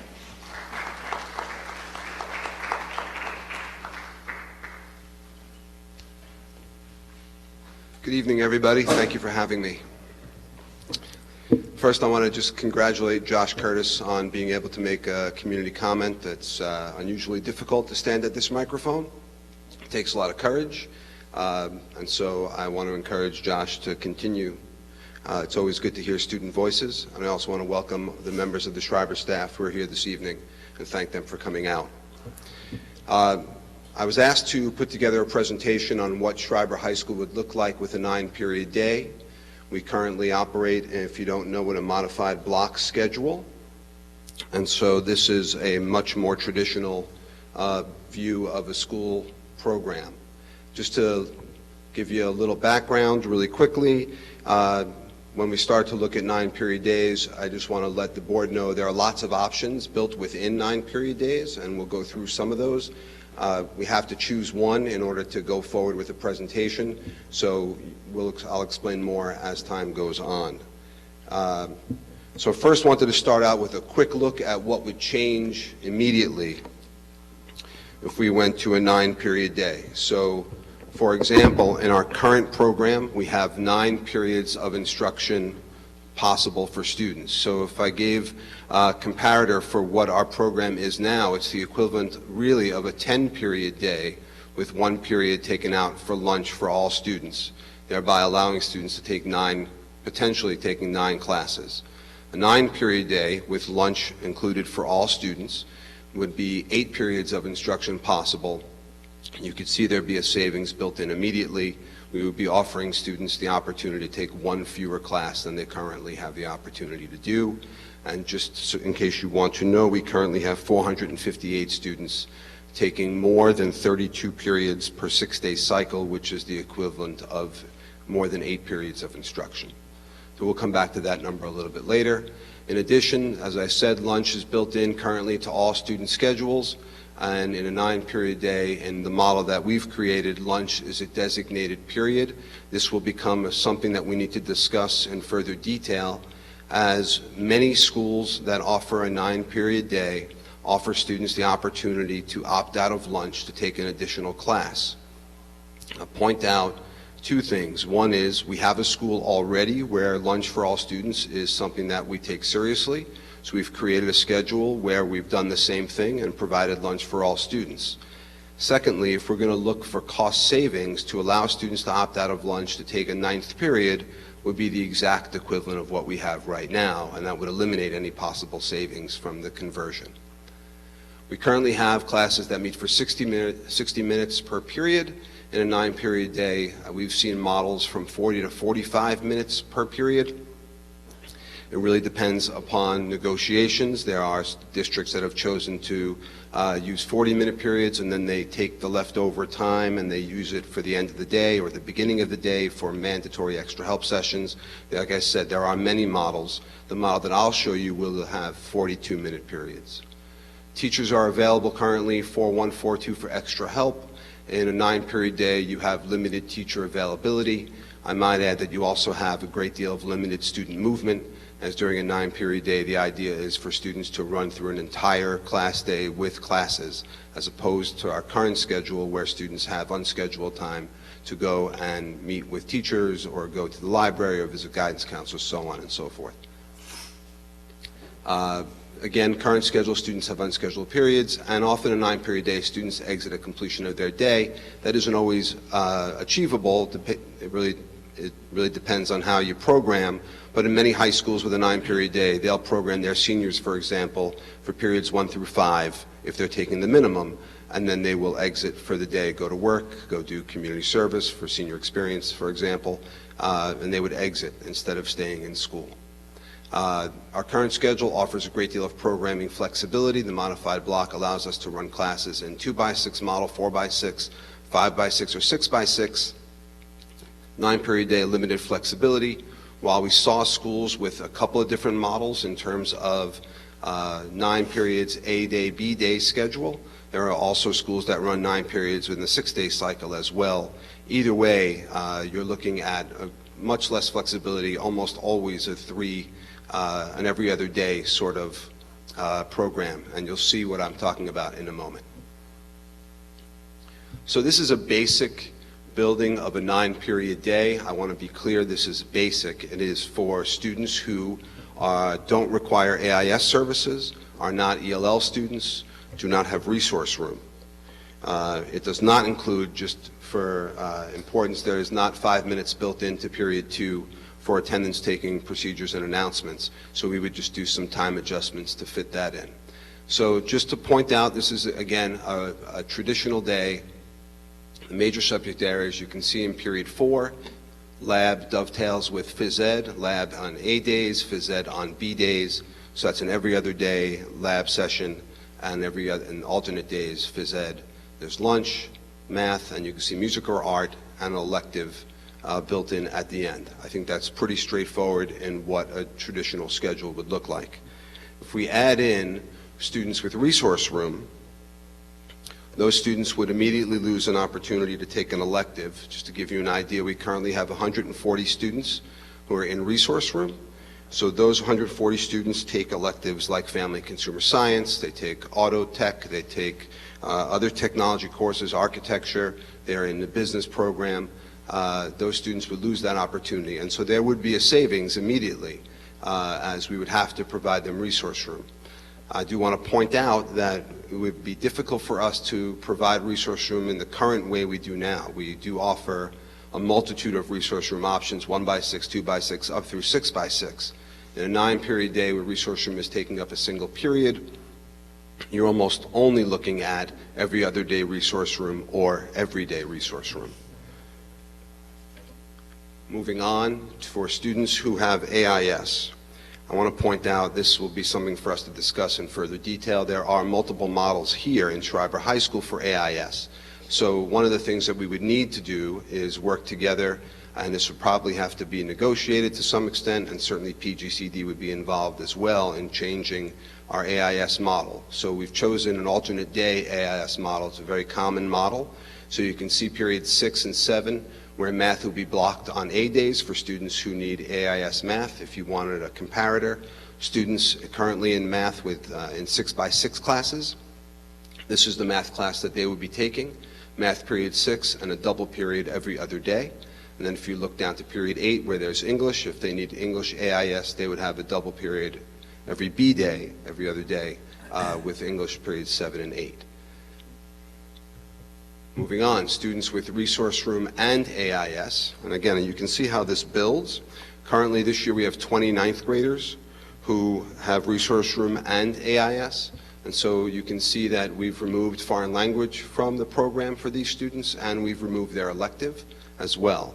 So these students are not all exempt from foreign language, and so we do limit their opportunity as we limit the number of classes that they can take. I wanted to show you a beginner ELL program as well.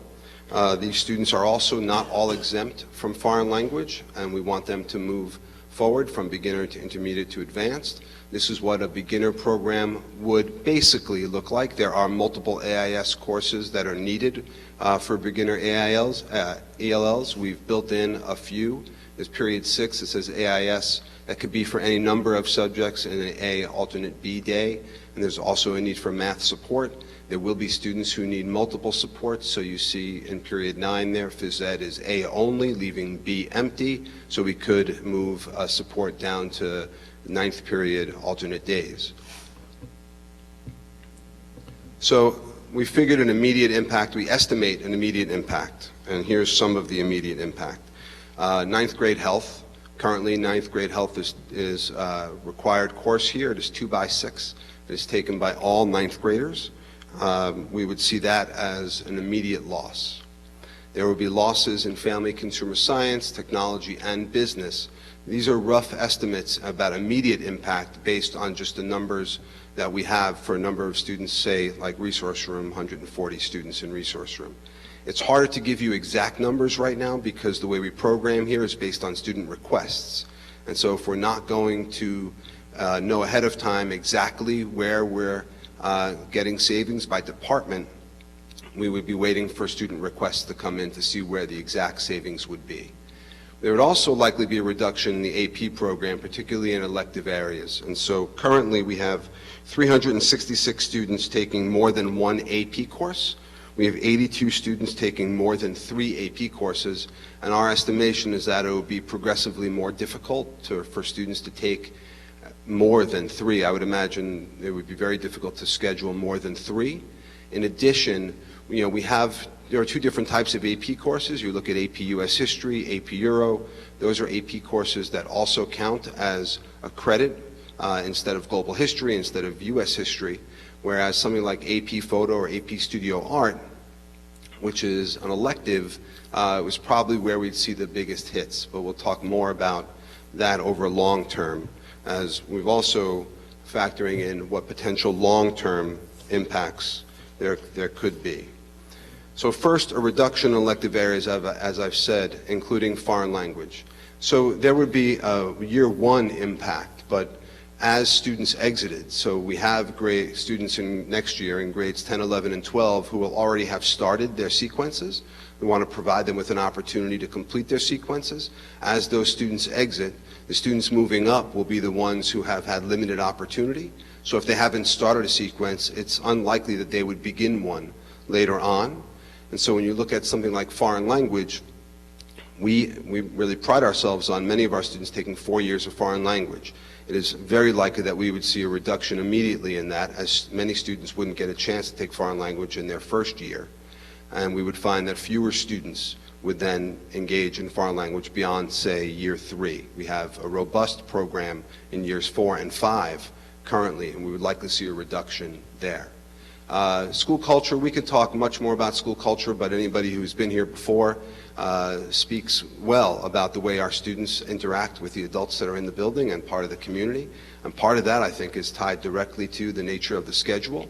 It encourages students to take responsibility for their own actions, and I think they do that very well. And part of that is asking them to really be a part of the school culture.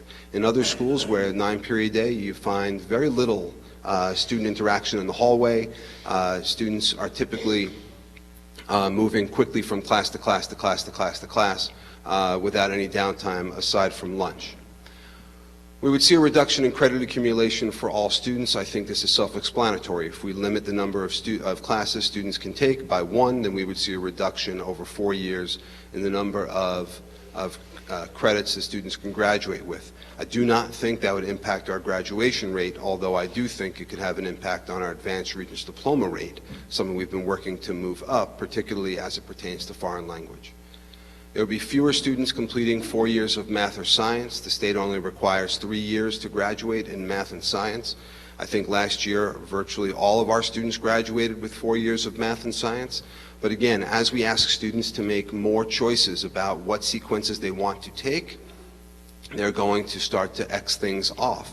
And when you give them one choice as opposed to two or three, as we can be very creative in our current schedule, we are putting students in a position where they might choose not to take a fourth year of math, and might choose not to take financial algebra, they might not choose to take forensic science, they might not choose to take zoology, courses like that, or genetics, because they have to make a choice. And again, likely reduction in art or music sequences, as it says up on the slide. We currently have 86 students currently taking art and music combined. That would be unlikely to take place, and so I can't predict for you where those 86 students would come out, either of an art class or of a music class, but it would reduce the number of students taking art and music, again, programs that we've gone to great pains to build up to the level that it is currently. I know this is a lot of information, so I'm sorry. It's just trying to be thorough. Again, in terms of potential savings, and these are all estimates, again, rough estimates. It's very hard to be specific, again, given the task.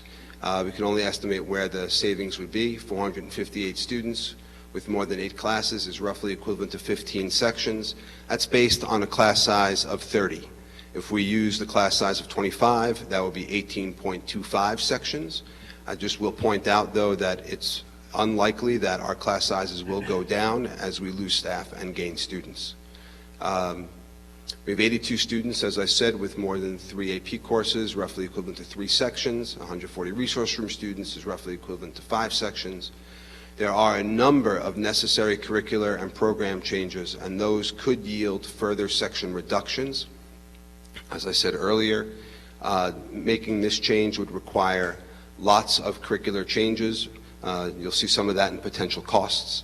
But there could be additional yields in terms of savings, in terms of additional sections, if we realign some of the ways that we ran our AIS models.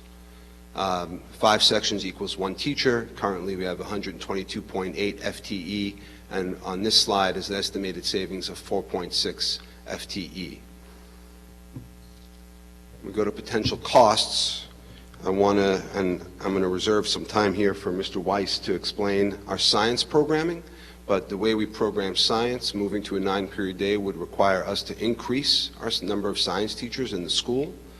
I also have, again, this is an estimate, that we would have to increase, as I said earlier, the number of resource room teachers that we have in the school because of the varied ways we do resource room now, and 9-period days are popular, but they're limiting, and this is one of the areas where they're limiting.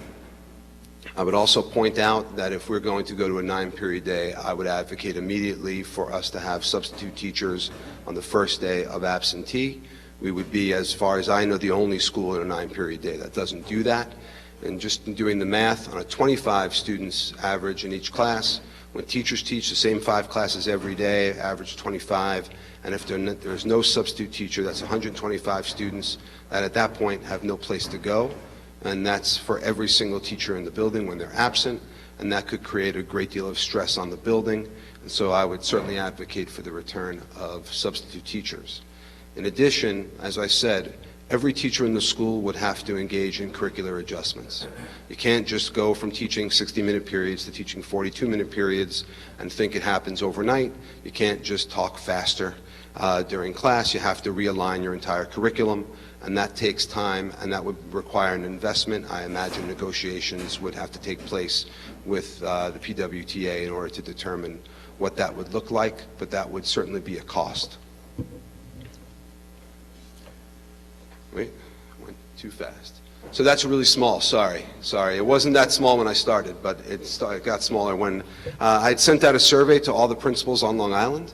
I sent out actually a number of them. One asked them for what sort of program they ran, how many periods, and how many minutes each period was, and then any other information they could give me. So I've included it all up there. So what you're going to see is all but one, actually all but 2 run 1 to 9. One has an 8-period day and one has a 10-period day.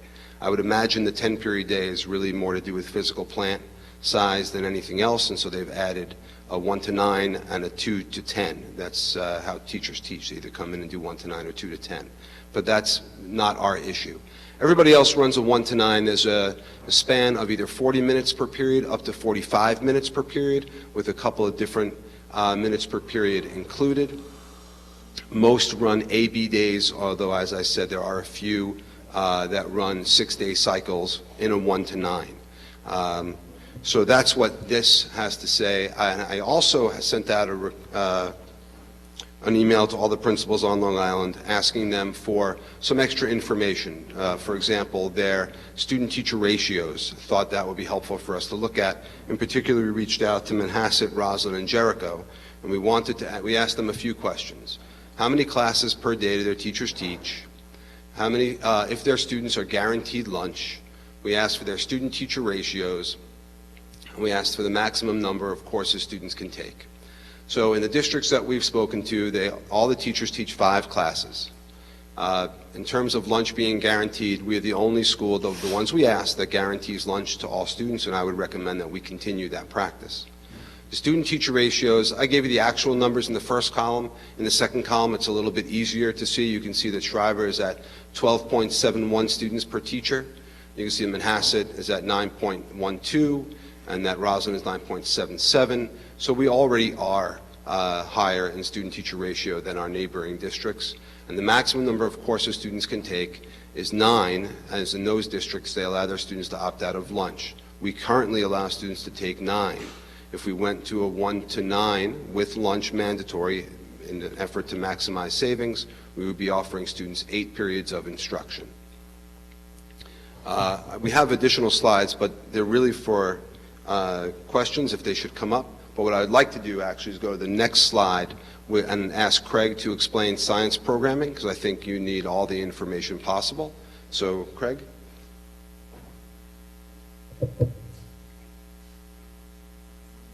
Thank you, Mr. Pernick.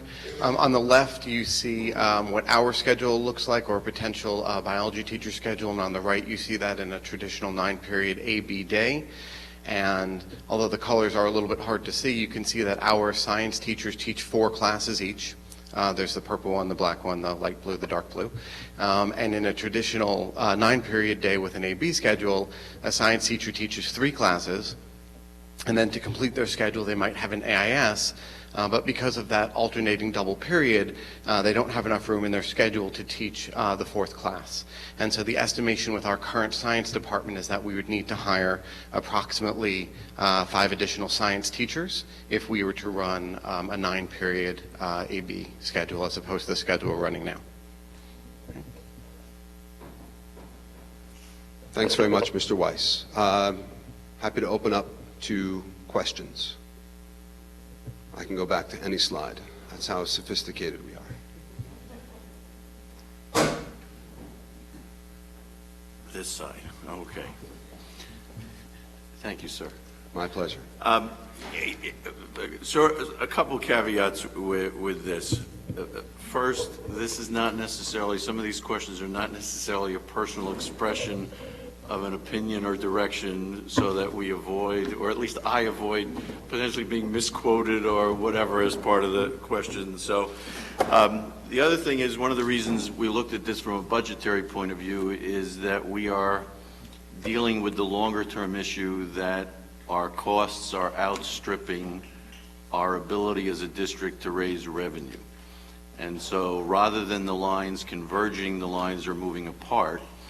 And when you have continual mandates or SED things now like bilingual education, TRS, ERS, STEP, lane, and everything that goes with it, we are squeezing at the margin education, and so the model then has to be looked at to come to a point, or at least that was the general discussion of how do we bring that into balance at some point, that if we are going to have revenue increases of 1 to 2%, but cost increases of 2 to 3%, it's going to keep going like this, and eventually we will just cancel things in bulk versus potentially adjusting the model. And so that's why this was then raised as a topic, that when you look at the list that you put up of 30 schools that run a 9-period program versus what we run, yet we conceive it as being that much better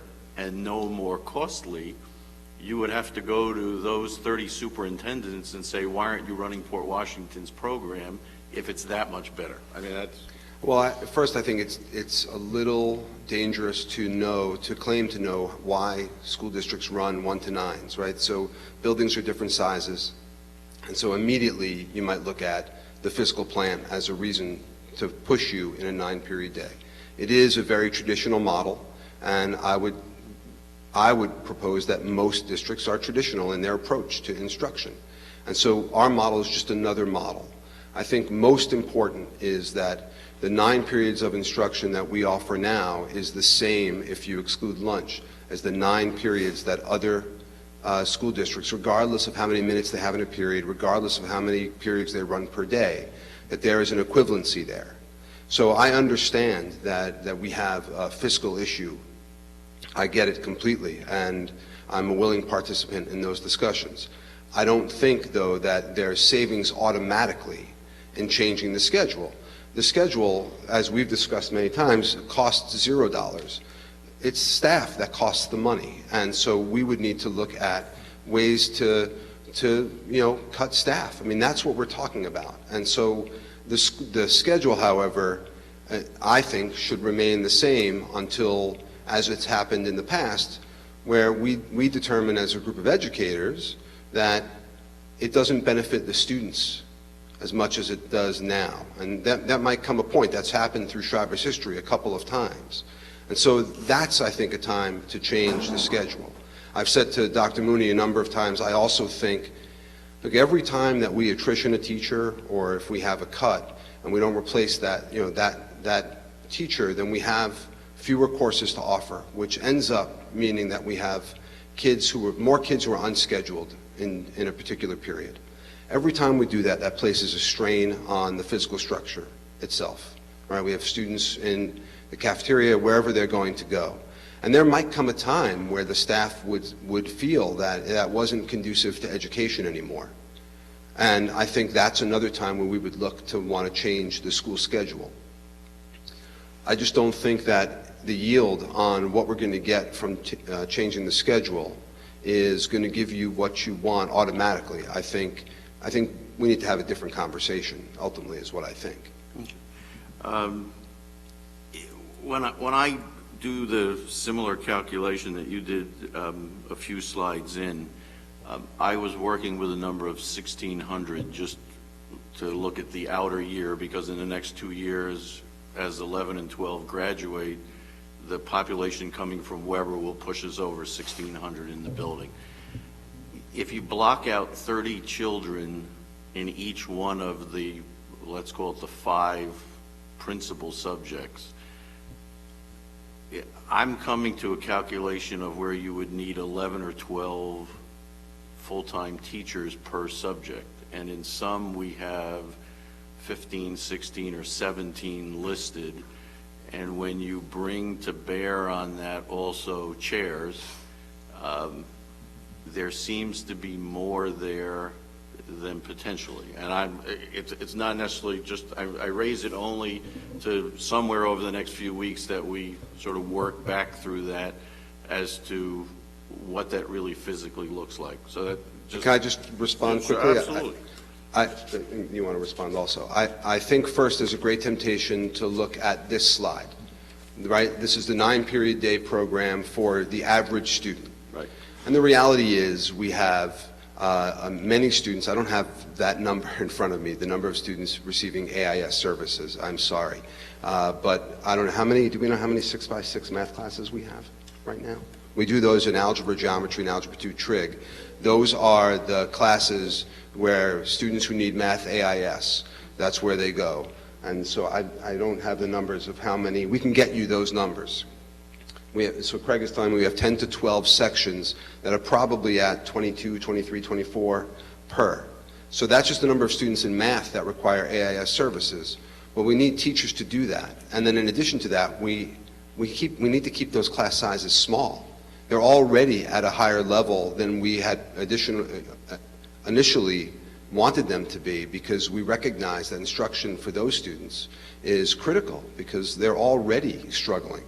So, and that's true in the English department where you're going to find a lot of teachers. We've made an effort to keep those class sizes small as well, and they've suffered. We moved 0.8 out of English last year to compensate for our very large class sizes in math.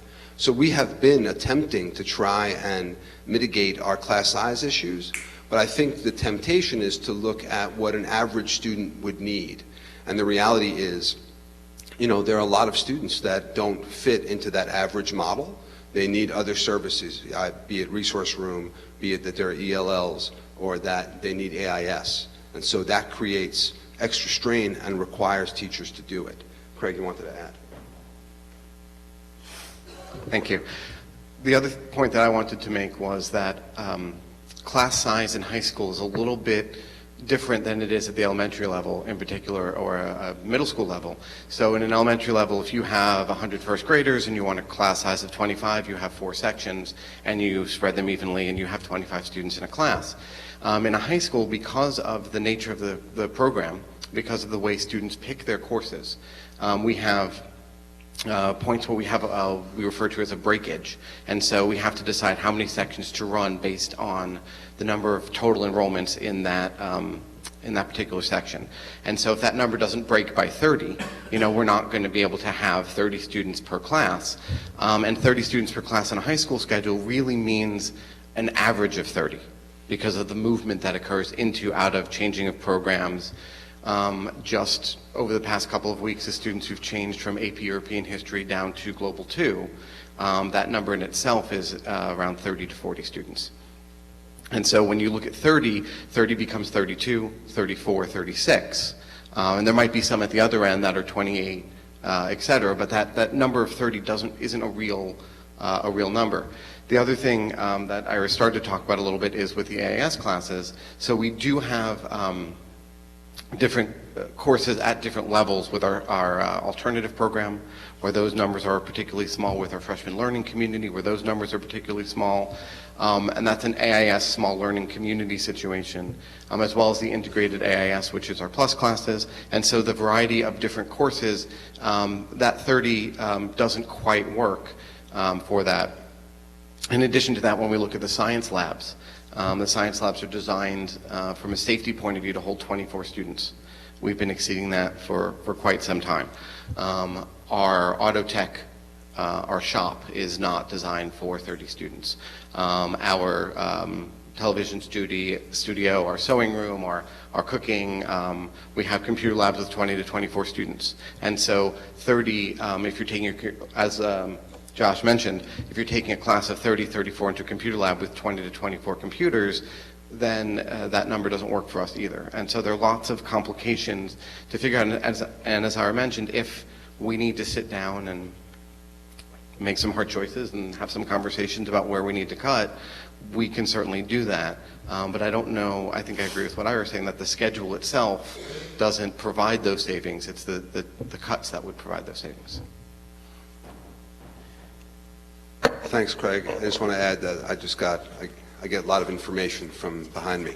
There are 15 classes, math classes, AIS classes, 6x6 currently. Okay. On the immediate impact, where ninth grade health is eliminated in some of the other classes, would those classes be able to be put into the elective block that's on the average schedule? And therefore, if I wanted to take business law, that would be my elective rather than a core, if you will, because that block exists in the schedule. You have to, that's just an example, right? The block, it would be everywhere. There would be electives every period of every day, right? Because we couldn't put all the electives in a single block. No, understood, but you could, for those 30 children, let's imagine. I want to, so we need to look at some realities, right? We run one section of business law honors, and I'm grateful to Neil Miller for continuing to teach it. We only run that one section because after Dr. Herring retired, we committed ourselves to keeping the program alive until we could find a way to replace Dr. Herring. Well, that's been several years now. We have how many requests for business law honors? 90 to 100 requests for business law honors, and we limit it to one class. And we do that because we can't afford to have any fewer sections of auto, because our auto tech class is already too large. So if we lose a fax teacher, we only have one left. And so that's going to be 5 classes of fax. And one of the fax rooms is the sewing room, as Craig mentioned, which has a maximum occupancy of 14. So when you look at what 5 classes of fax is going to look like with one teacher, we're not really going to be serving a whole lot of kids. And that's just the nature of the physical plant and what happens when we reduce in some of these areas. We talk about our business program. We have one business teacher, one. And what we do is we borrow a section here and a section there. So we have an English teacher who teaches one section in business. We have a social studies teacher who teaches one section in business as well. And so we actually make our business department look slightly more robust than it is. It is a department of one. And so if we lose enrollment in 2 business classes, we have to start asking ourselves, are we going to keep a business teacher, or are we going to eliminate a business teacher? So I think ultimately it doesn't really matter where in the program it goes. What matters is, what do the enrollment numbers look like? And if we limit student option for classes, we're going to be reducing enrollment in places just like that. But ultimately, then, the conclusion sort of that's coming to this is that the flexibility of the schedule and our flexibility in student choice drives, to a certain degree, higher cost, because we are not necessarily optimizing the number of students. There has to be some dollars. I mean, in the fact that we run classes with 12, 15, 17, if we force, for argument's sake, there are districts now who say in 11th grade you can take American literature and writing, that's it. Mm-hmm. Those are your options. Mm-hmm. We're going to put 30 or 32 kids in those classes, divide them all up. Out of our 1,600, there will be the 300 or 400 who need other things, but 12, and it won't be 1,200 because there's only 400 in that block, but that will allow us to optimize that grade level. Same thing in science. Instead of having 14 choices or 18 or 19 English electives, if all of those things are gobbled at the edges, yes, I absolutely agree that the character and a lot of other things are impacted, but we will approach the point where there's nowhere else to go, and that if this is going to be a 2 or 3 year discussion and process and analysis and prep to go into some of these things, we have to start the dialogue somewhere. And we are out of clubs to cut, and so we're either then going to say, well, let's just cut all of athletics and we'll take $1 million out, or let's go to half-day kindergarten and we'll cut $1 million out. Those are going to be the type of numbers that we are approaching as a school district, unless, and I don't say this meanly, everybody wants to take a 10% pay cut. I mean, we're arriving at those kind of points in time where we're starting this year, the budget discussion, minus $6.5 million. And there has to be some mechanism where, and I don't have the solution clearly, and I'm the first one to stand up. But again, I'm not standing here supporting it. I'm only putting the discussion on the table because we sit down at Daily 2 times a month for 2 or 3 hours going through number after number, and there's, as Bill said when we had the auditor here, it's an unsustainable model, and the auditor agreed.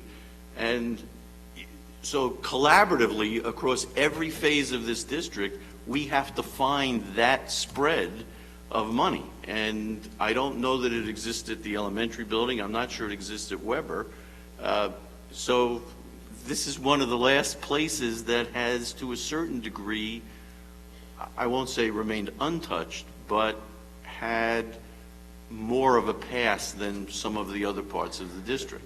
Can I just, so first, as I've said already, I am an absolute willing participant in these discussions. So wherever you want me to come to sit down and have discussions about the fiscal circumstances that we're in, I'm happy to attend. I'm not here to claim that there is no way for us to, as you say, cut around the edges. That's not my assertion at all. This presentation is about the merits of going to a 9-period day and the savings that would be accrued from automatically going to that. And so, and just in those terms alone, I'm suggesting that the savings, that's not where the savings are. And so you mentioned English, for example. Students are required to take 4 years of English in order to graduate high school. So we talk about 11th grade English. We could call the 2 classes that students take for English in the fall and the spring, we can call that English 11 if we wanted to and make it a full year. But the classes are going to be the same size. If we had students taking 2 classes of English per year, not in fall and spring, but 2 in the fall, 2 in the spring, that's where there's overage. And so we do have some students doing that. And so in that regard, going to offering students 8 periods would leverage a choice that students would have to make, and then we would lose some students that way. I would much prefer that we sit down and talk about, so how do we minimize those double up opportunities and keep our 6-day cycle the way that it is, because I think it's clear that, well, that we favor the 6-day cycle, and that's not where we see the cuts taking place. Again, I'll come to any meeting, I'll sit down and we can have the honest and frankest conversation that we can. I just don't think this is where the savings is. Fair enough.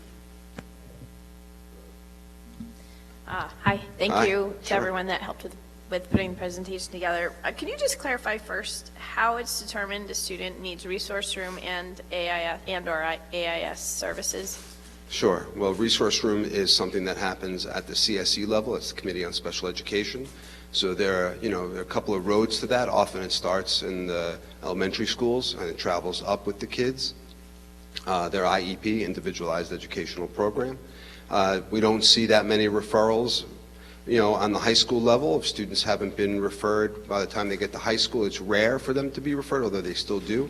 I'm sure Mary is back there telling me that, looking at me saying we refer too many kids in high school already.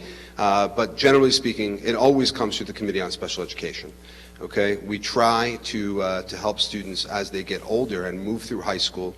We try as best we can to reduce resource room and help transition kids and get them ready for the world after high school. But that's how they get to resource room. That is, I guess, what we would call the least restrictive, I guess probably almost the least restrictive environment. Probably co-teaching model is the least restrictive environment. And I should mention that we have co-teaching classes, which there are 2 teachers in the classroom as well, and we're required by law to have those. In terms of AIS, that's really based on test scores. So for this year, for 9th graders, it's based on the 8th grade ELA and math scores. That's how we determine students. WAFA sends out, based from the state, they give us a report, and those students are required to have AIS services. No, AIS continues. We offer AIS up through 11th grade. Right, I'm sorry. Craig is telling me that it tends to be attached to region scores once we exit 9th grade. Would a 9-period day help equalize class sizes?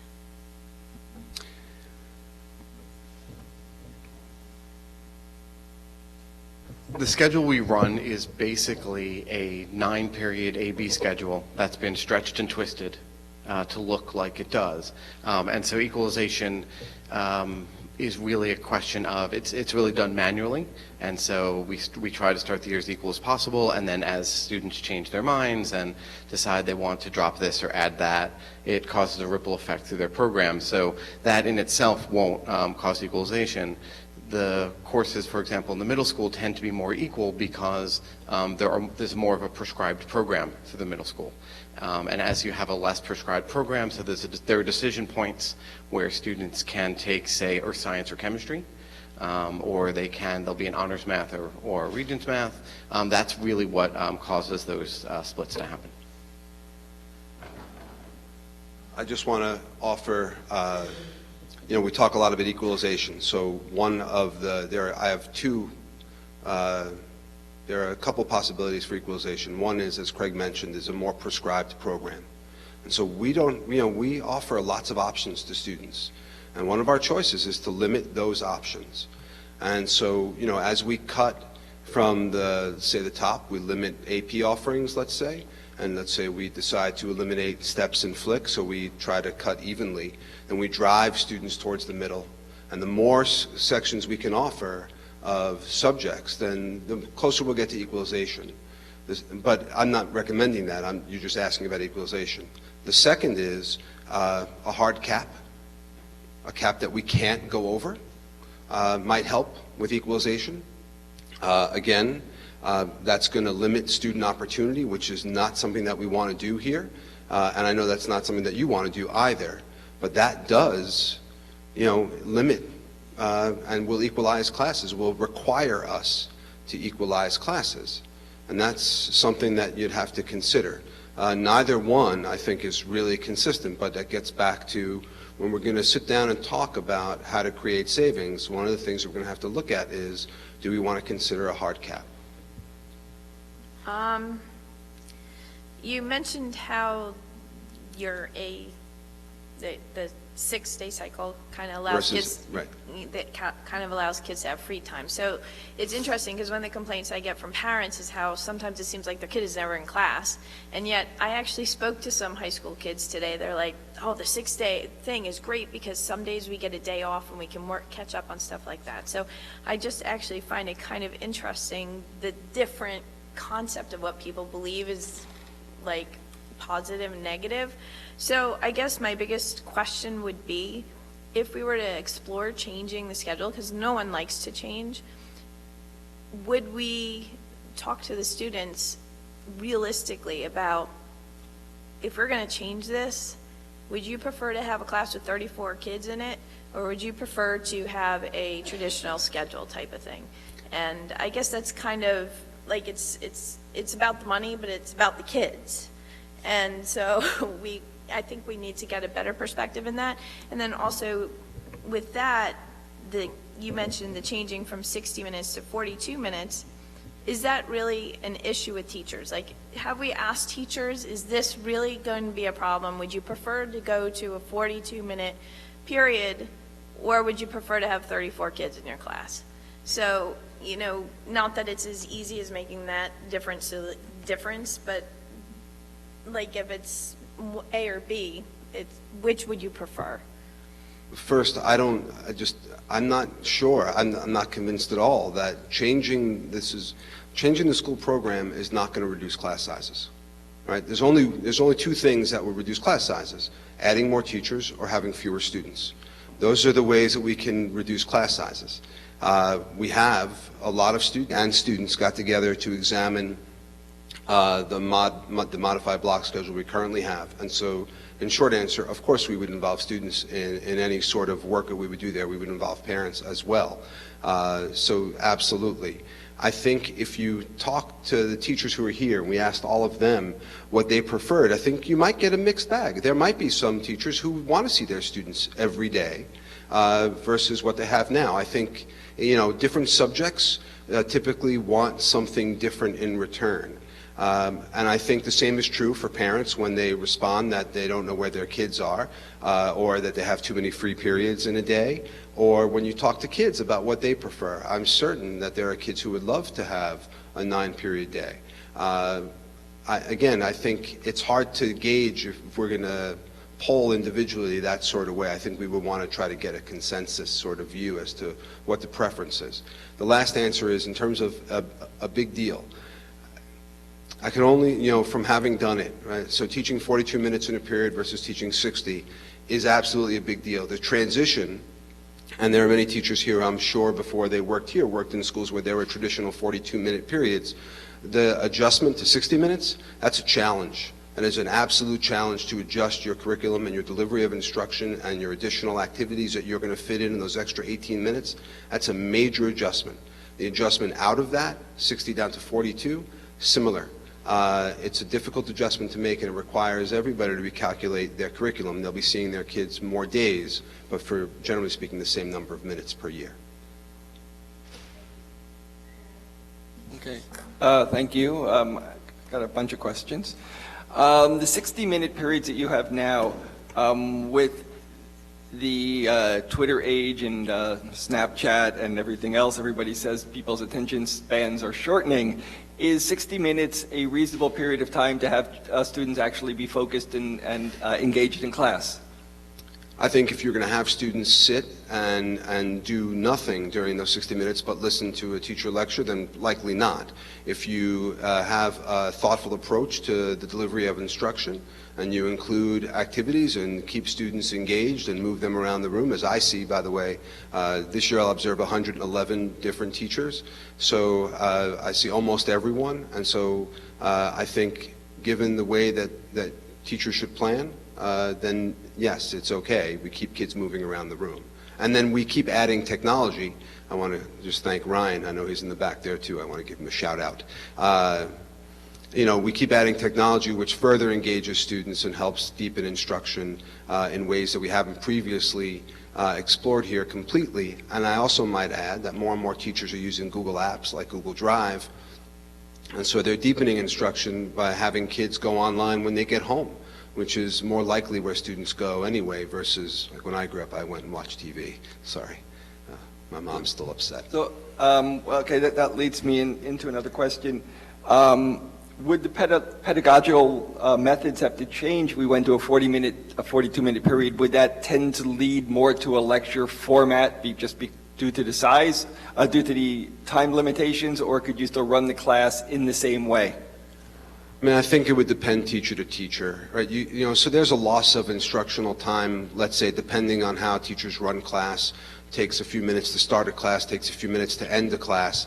And so with 42 minutes, you're just narrowing the instructional block. I'm not even going to mention what happens to physical education. I know Stephanie's in the back. I want to recognize phys ed in 60 minutes is vastly preferred to 42 minutes, given changing times in locker rooms on both ends of the period. So you reduce what you can accomplish. And I think when you reduce what you can accomplish, you end up, driving towards the middle again. And towards the middle is, I need to get this amount of instruction delivered. And so it's less likely that you're going to use, Chromebooks in a classroom of 42 minutes, because it takes 7 minutes to give the Chromebooks out and to get kids logged in and to troubleshoot all the technology glitches that invariably happen. So when I lose 7 minutes on 60 to get to the Chromebooks, there's still value there. When I lose it off 42, I think I'm less likely to use them in the first place. Thank you, and you gave me a perfect segue into my next question. Good. Which is, I just did a little math here, and in a 9-period day, 40 minutes are spent traveling, and then you have a 42-minute lunch, so there's 82 minutes that children are not in a classroom environment. If I understand it correctly, in the current system, there's 25 minutes of travel time, and there's a 30-minute lunch period, or 55 minutes where they're not engaged, which is a 27-minute difference. So it means in a 7-hour day, under that schedule, students would have 30 minutes less, or 27 minutes, but less actual instruction, which is a significant amount when you go on 7 hours. So we might be getting more theoretical productivity, but we would be getting less actual education to the students. And then if you factor in what you mentioned about, it does take time to get a class settled, and it does do that, you're doing that 3 more times in a day. So you're wasting that, well, not wasting, but you're not being productive in that much more time. So it seems to me that the students are really taking a large hit in terms of what they can accomplish in a day. You and I sing in the same choir. I agree. Okay. Then I understand that colleges look at high school schedules and they want kids to take a rigorous schedule, and they like APs and all of that other stuff.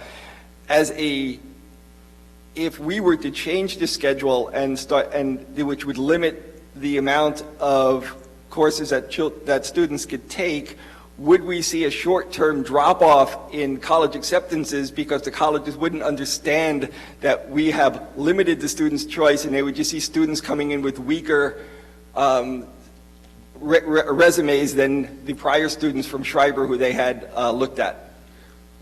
That's probably a hard answer to predict. I will say, so when we start to limit opportunities for students, we have to sit down and discuss how exactly we do that. I think all of us are reluctant to cut, from the AP level, from the AP ranks, even though it might make sense fiscally to do so. So that would be one of the areas we would have to, really sit down and have an honest discussion about what that does to our college acceptances.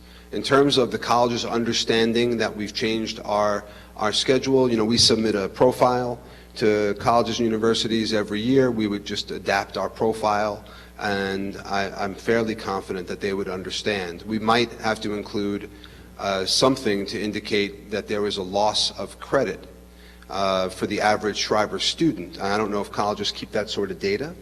Hank is saying that they do keep that sort of data. And so we might have to explain why that there is a drop in credit accumulation on average for students. Just two more quick ones. If you said that there could be a short-term savings of 4.3 FTE, but then you also said we'd have to hire 5 more science teachers and resource room teachers, so the net short-term cost would actually, the net short-term benefit would actually be higher cost? Those are just estimates. Okay. Good answer. That's why you're a principal. My last question, which I have to ask, and I'm fine, thank you. Is that what you're going to ask? If we had an international baccalaureate program, would that work better in a 9-period schedule than the AP thing we have now? I'm not really knowledgeable enough to answer what the IB program does to a schedule. I do know that it's rather costly to bring in, and so there would be an immediate cost. In teacher training alone, the cost would be dramatic, and so I'm really not sure what it would do to our program, however. So I can look into it and get back to you on it. There are schools that I know that are IB schools, so we can reach out. I'm just wondering, as you take away the options for the APs, since it's more interdisciplinary, it might be easier to get the kids to benefit in a more traditional schedule. But anyway, thank you, and I'm done. Thank you.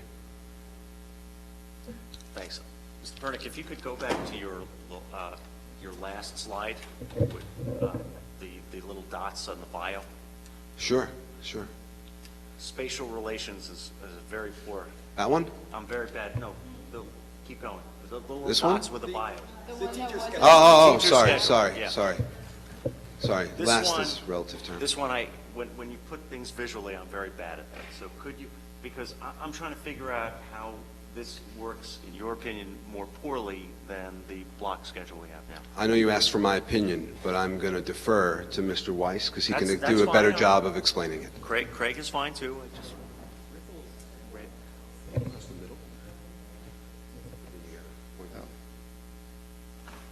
No. I don't know. Stick it. Oh, there's the dot. There's the dot. Okay. No, the dot's not working for me. Okay. Just trying to get the dot. So if you look all the way over to the left side and down, you'll see that course that is, it says bio, and it's sort of a purplish color. And you'll see that there are 5 meetings for that over a 6-day cycle. Right. If you go then to the first course on the right, which is the top one, with the single on the A day and the double on the B day, so over a 6-day cycle, there are actually 6 meetings of that course, as opposed to 5 meetings. And so just in simple, looking at it simply like that, because that program takes more time for a science teacher to deliver that program, the teacher can only teach 3 science lab classes, as opposed to in our schedule where they can teach 4. Because of the hour block actually facilitates that in terms of the lab time, because the state does have a lab requirement, and you do need an extended period of time. You can't do a science lab in 42 minutes, 40 minutes, 45 minutes. You do need an extended period of time to do that. All right. So this is only relating to, again, maybe I'm missing something. That's fine.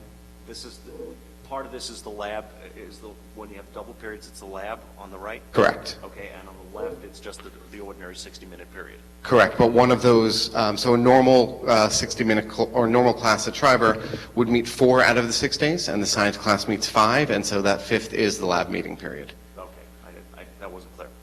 Okay, thank you. That's the first question. Now, Mr. Pernick, back to you. Maybe it will be Craig again. I'm not sure. You were comparing the student-teacher ratios in some neighboring districts, and that was Manhasset, Roslyn, and Jericho. And you noted that the ratio in Port Washington was significantly different. That's I take that as not gospel, but as a fact. It's interesting to me that none of these school districts responded to the survey that you sent to those districts. Do you know what kind of scheduling those districts have? Yeah, we called them today. Okay. So they're at the bottom. We also called Herrick's, Garden City, Rockville Center today. We also called North Shore as well today. We were very busy. So, all right, so it's smaller, but it's there. So yeah. Right, they all run 9-period days. They all have the 9-period days. Correct. Do you know, and again, my question, whether or not any of these schools on this list ever had block schedules and went back, block schedules like we have, and went back to a traditional 9-period day, and if so, why? So I asked, and when I asked, I also promised not to include the district names if they wanted to. I don't care about the names. The reality is, so I didn't get any responses to that question. I did get some feedback. So, for example, the principal of Lynbrook High School emailed me asking for information on the modified block because he would prefer to go to a modified block schedule. And what's interesting about his email is his explanation of what his kids do every day. And so by his descriptor, I can forward you the email, is that his kids go all day long without a break, which is what happens in a 9-period day. You just go from class to class to class. So he would prefer a modified block. A couple of other principals wrote back saying that they've had similar conversations with their board about going from an 8-period a day to a 9-period day, but also about fiscal realities. Okay, and so 8-period day, by the way, would just limit by one more class. Right. So I don't know if anybody had block scheduling. All right, so as far as you know in Nassau County, aside from that, has any other district had the experience we've had with this? With the block schedule? To my knowledge, no. But again, that's fine. That's fine. I have limited knowledge here. Got it. Some other questions that I had, and this is based on some other issues that are coming up in the discussion tonight. Have you felt, or have you observed, or it seems to me from the agenda that we have tonight, that there's any particular cohort of students that is assigned or has classes with greater number of students than others? Because from the other items in the agenda, and I'm straying a little, I know that it seems like the AP and honors classes generally have far higher student class sizes than other classes.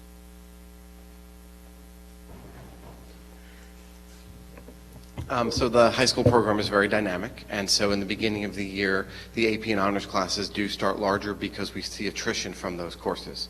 And so as the year goes on, so for example, honors bio, we see a lot of students drop as the first honors high school experience, and so those classes might start at 30, but by January, they'll be 25, and then the Regents bio will be 25. Okay. Is it possible to get historical data on that? On the drop rates? Or yes. And I'm not saying that we should encourage people to drop so the class sizes become more equal. No, and that's not what we do. And I would say it's actually the opposite. So because we have an open enrollment policy for a lot of these classes, lots of students will check it out. They'll try it. And then they'll say, you know what, after the first test comes back and they've gotten a C or a D and they're not used to getting that kind of a grade, or in some cases a B, they're not used to getting those grades, then they say, you know what, this isn't for me. It's too much work. It's whatever. I have too many other things going on, so I prefer to drop. the two classes that happen the most with are the two entree points, so the honors bio and the AP Euro, because that's the first AP chance that students get, and also one of the harder AP courses. And so I have, do I have the exact numbers? I know what the trends have been over the years, and I know that this is fairly consistent. Now, this is going to stray even further, and I apologize to my fellow board members for this. Have you found that for the students who drop, that has had a negative impact on the rest of their high school experience, success-wise or not?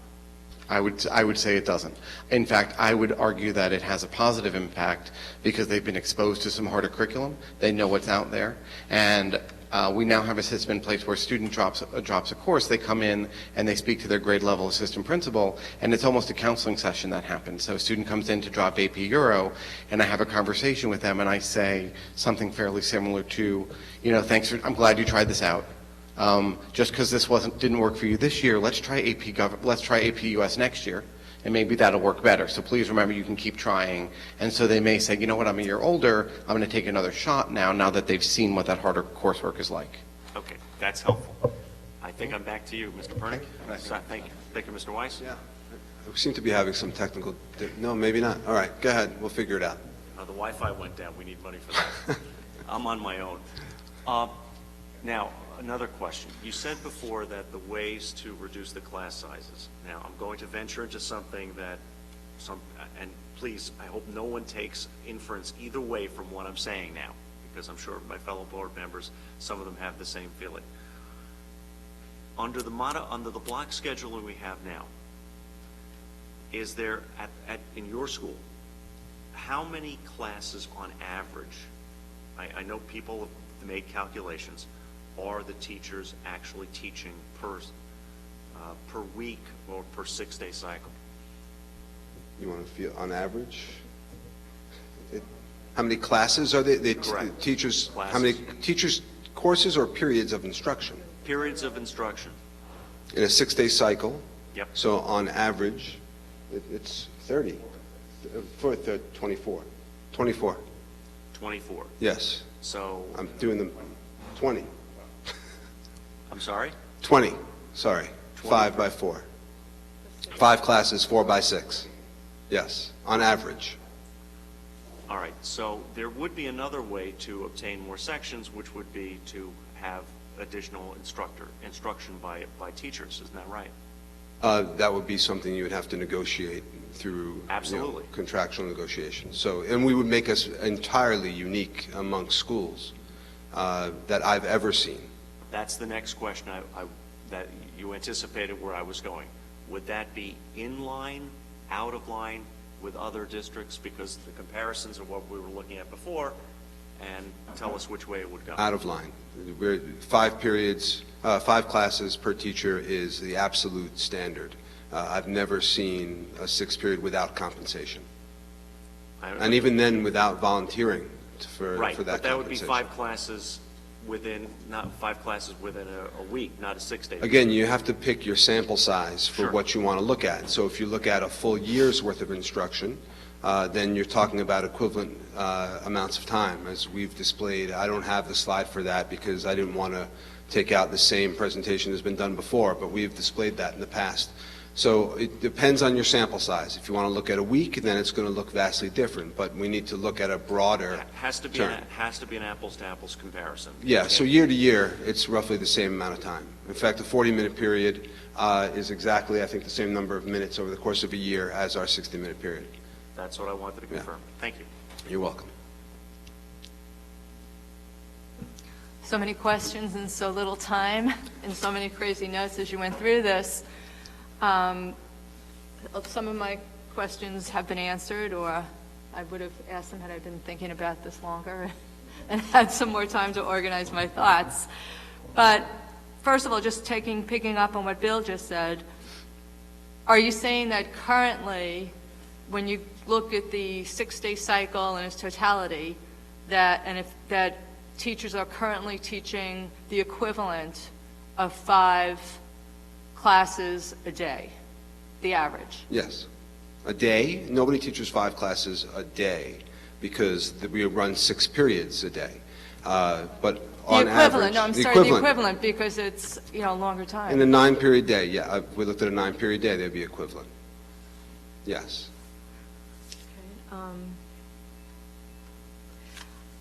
I'm really struck by, you know, from the material that was provided with the agenda, I'm very struck by the amount of classes that we have at Schreiber that are 30 and over. And the other side of that coin is the number of classes that we have 15 and less. And I mean, to me, that's something that, aside from the budgetary concerns, that just doesn't seem like it's right, or it doesn't seem like it's we're doing the best for all of our students by keeping that up. I don't know if that's part of a different discussion or part of this discussion, because I think you said before that even if we went on a 9-period-a-day schedule, that would not adjust itself, or is... Again, you know, so, and I'm not a mathematician by any far stretch, but we're talking about, you know, gaining savings, which means a reduction in staff. But we're talking about increasing number of students at Schreiber. At the end of this year, you know, starting next year, we're going to have more students. We're graduating a very small class this year, and we have a class size. You know, I don't want to say the exact number, but I want to say we have 360 here, but maybe 382 in the cohort. Maybe I got my numbers confused. Say that again. Thank you. Emily, thank you. I have my ears very carefully trained. Nora, I just don't see how we could reduce the number of staff, increase the number of kids, and find ourselves with smaller class sizes unless we made other modifications. And so those modifications would be, like I said earlier, driving everybody towards the middle and prescribing a curriculum so that all the students went from, say, living environment to earth science to chemistry. We didn't allow students to branch off after 10th grade science and find another option. We drove them all there, then we would have more sections. The more sections we can have. There's only 2 ways to get more sections. One is to hire more teachers. The other is to cut out the, you know, so even APs where there's 1, 2, 3 sections, you know, so comparatively that's, you know, 90 students max compared to all the students, you know, left in the grade. We might say we're going to choose what's in the best interest of the majority of the students, and we would eliminate those sections, and we would flatten out the numbers because we would have more sections, say, of chemistry. I mean, I love the choices that we give our students and the richness of the current curriculum. I was looking through the student manual today, and it reminds me of last year when I was looking through college course listings for my daughter who just started, who's a freshman now in college, one of my kids. But it just seems to me when you look at the comparative list up on the, I don't know, it's not up there now, but the list, especially when you added in today the additional schools that you were able to reach out to, Jericho, Manhasset, and Herrick's, and I believe there was one other that you said. Garden City, Rockville Center, North Shore. North Shore was one I was trying to think of. But each one of them seems to do very well, and their students seem to flourish in a 9-period day. Mm-hmm. Well, again, the question for this wasn't if I thought we could be successful in a 9-period day. The issue was about whether or not it was fiscally feasible for us to gain savings from a 9-period day. I understand that. No, I know. But then I thought you said that, well, this is just almost anecdotal, but I'll just mention it. You said that before that you did speak with another principal or superintendent, mm-hmm. and they said that they were thinking of going from 9 to 8, but that the fiscal reality was presenting itself to them. So why would that be going from, I assume from that it would be more expensive for them to go from a 9-period to an 8-period. When you're looking to save money, you reduce the number of classes kids can take, and you immediately have a savings. And so if you're already in a 9-period day where 42 minutes is your time for a period, to reduce by 1 doesn't cost the extra costs I've included in this presentation because the teachers aren't modifying their delivery of instruction at all. So, and that conversation with that principal was over his 12 years of being a principal of his school, having gone back and forth with his board a number of times, related to dollars and cents about whether or not to have a 9-period day or an 8-period day. And my understanding is that they've kind of flip-flopped back and forth over the years. I mean, I have to think about it more, and we'll talk about it more, I guess. But it just seems to me that Like when you make a statement that the phys ed is going to would suffer a 42-minute schedule, and you make a statement that the lab time is going to be so much more difficult if it goes from 60 to 42 minutes. I can understand why that would be like the kind of gut reaction. You know, here you have a nice solid hour versus 42 minutes. But it just seems that so many other districts are doing it, and that doesn't answer the question about the finances, but I don't feel like I've gotten a full enough answer yet, and it may just be that I need to look at this more thoroughly. I think part of it is it's hard for us to know all the realities of every other school. It's hard for us to know what their population is like. It's hard for us to know what their physical education offerings are. I don't know if they have outdoor ed, for example. So it's going to be very difficult for us to get to outdoor ed in a 42-minute period. I don't know what those situations are like, and so it's hard to estimate. In addition, in some cases, we're talking about schools that are half our size. And so, you know, I think programmatically things change there too. And again, I don't know what the cost offerings look like. There are lots of other factors at play. You know, I agree with you. I just think that here, if it was just a couple of schools, you know, who did it differently, then I would agree with that. The question I have, and you can't, you know, I don't expect you to answer right now, but what I'm wondering is how every other school is able to do something akin to a 42-minute phys ed period and have their kids do, you know, really well in phys ed. But anyway, that's all I'm going to ask for now, and I thank you very much. My pleasure. Thank you. Great to see you guys. Great to see you guys. It's great to be here. I feel like I'm in trouble. I feel like I'm in the principal's office with all you guys up here. Why don't we go? We'll move. We'll Skype in. Okay, you know, I try to think about how to ask these questions so that I have a big point at the end, but I just can't come up with it, and and I'm late. So, back to the idea of just getting blown away by some of the numbers. Like the Manor Haven number blows me away, right? That's a big number. It's more than in 5 years that we're expecting to see it, just to come into Schreiber, and it's one elementary school. Interesting number. When you did the survey, were you kind of blown away with the answer? Were you expecting almost every school to come back with an answer? I was really hoping for one. You were hoping for I one expected that to be this which would way? be I was hoping for at least someone else to have a modified block schedule. This is what I had expected. Yeah. So you kind of expected everybody to be doing the traditional?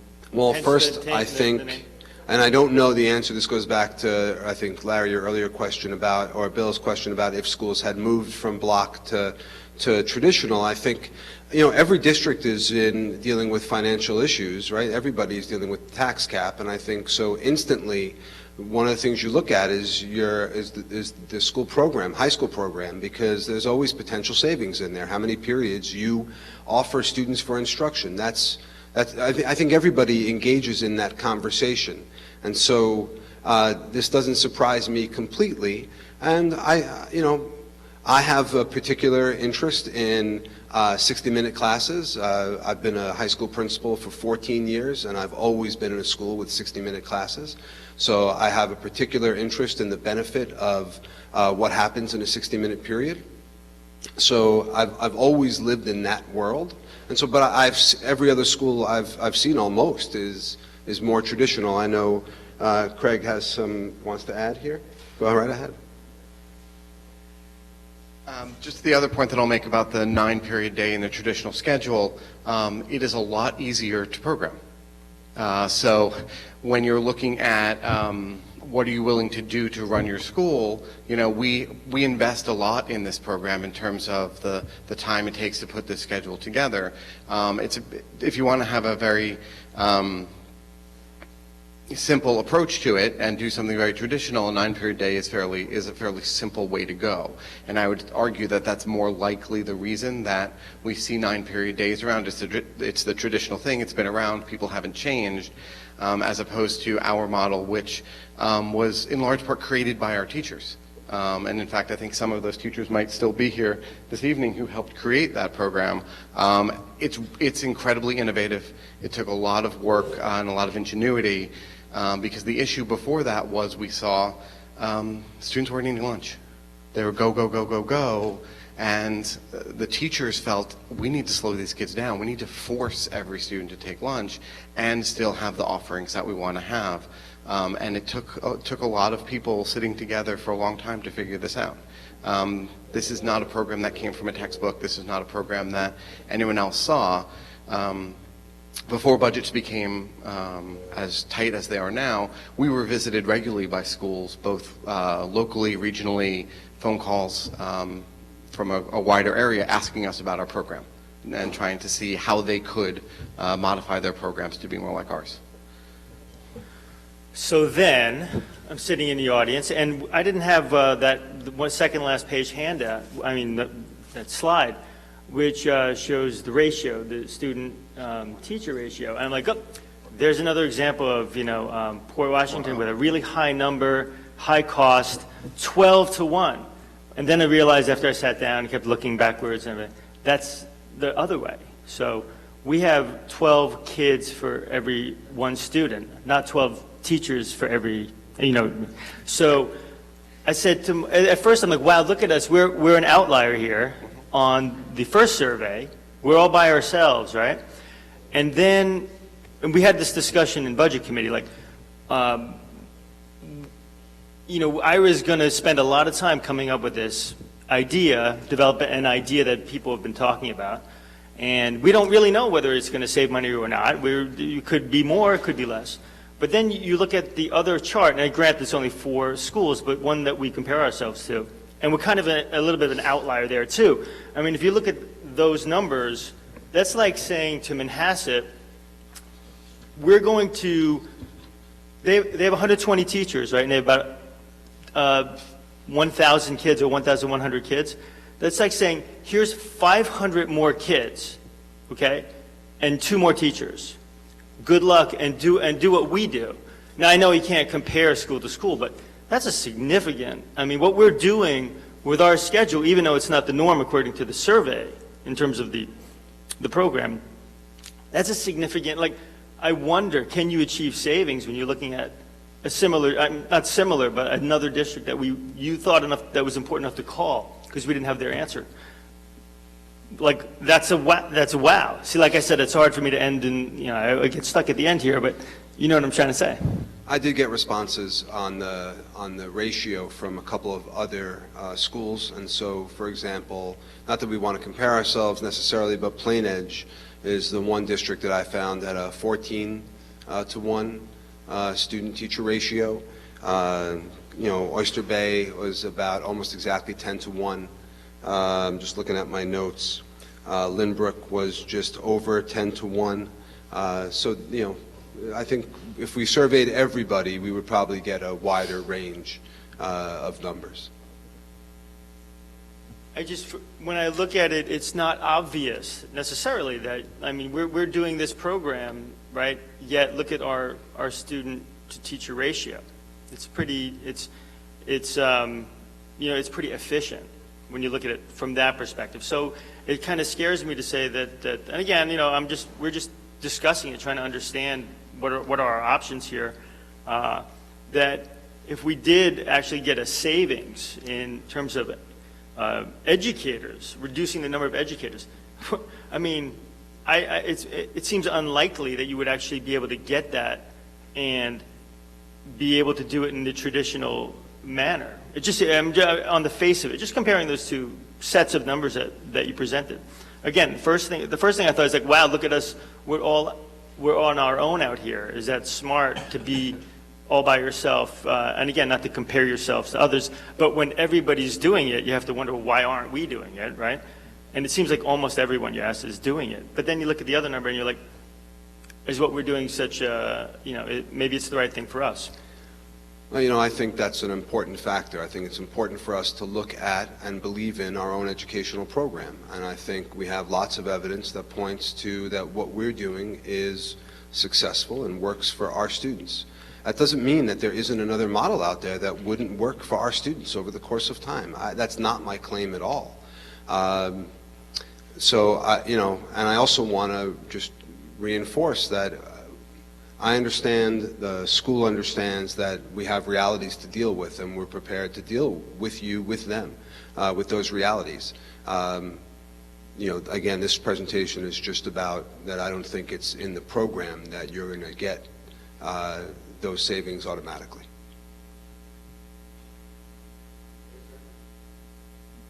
I just have a couple of quick things before I turn it over to Dr. Mooney.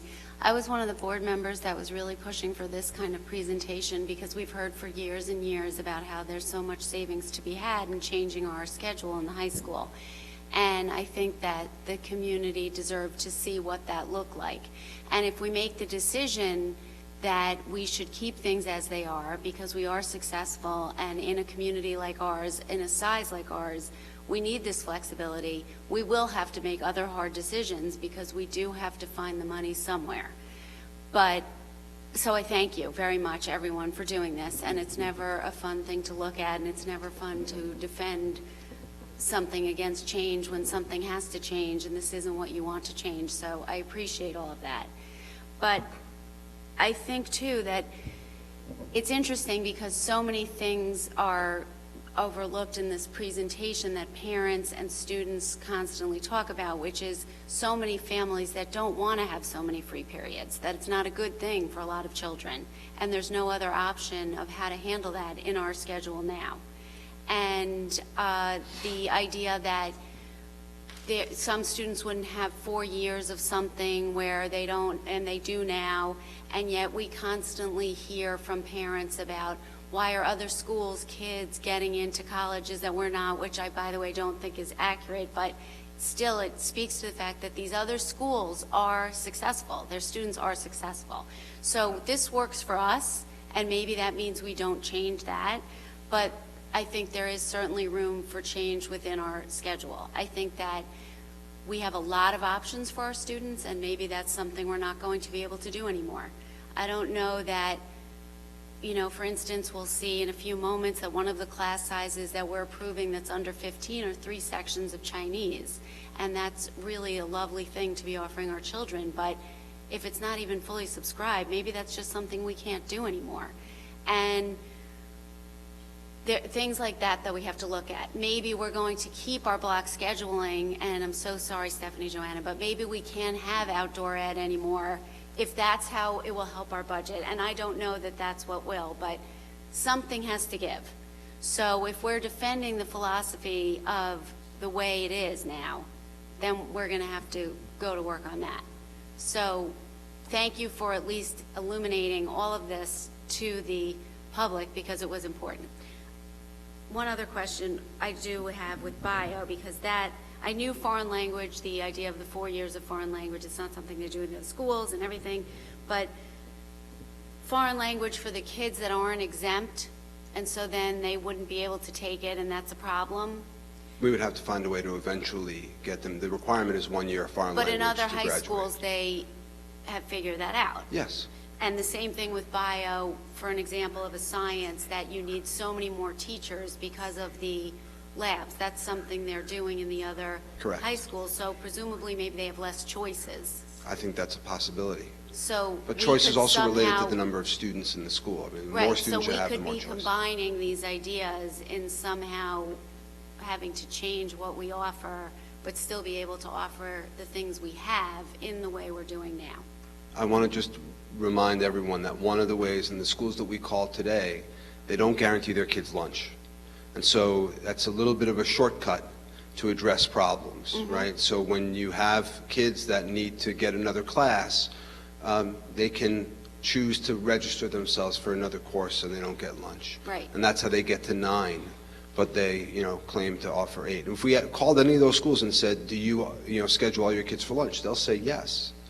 You have to ask the other question, which is, do you allow the students then to opt out? Right. So that's one of the ways they do it.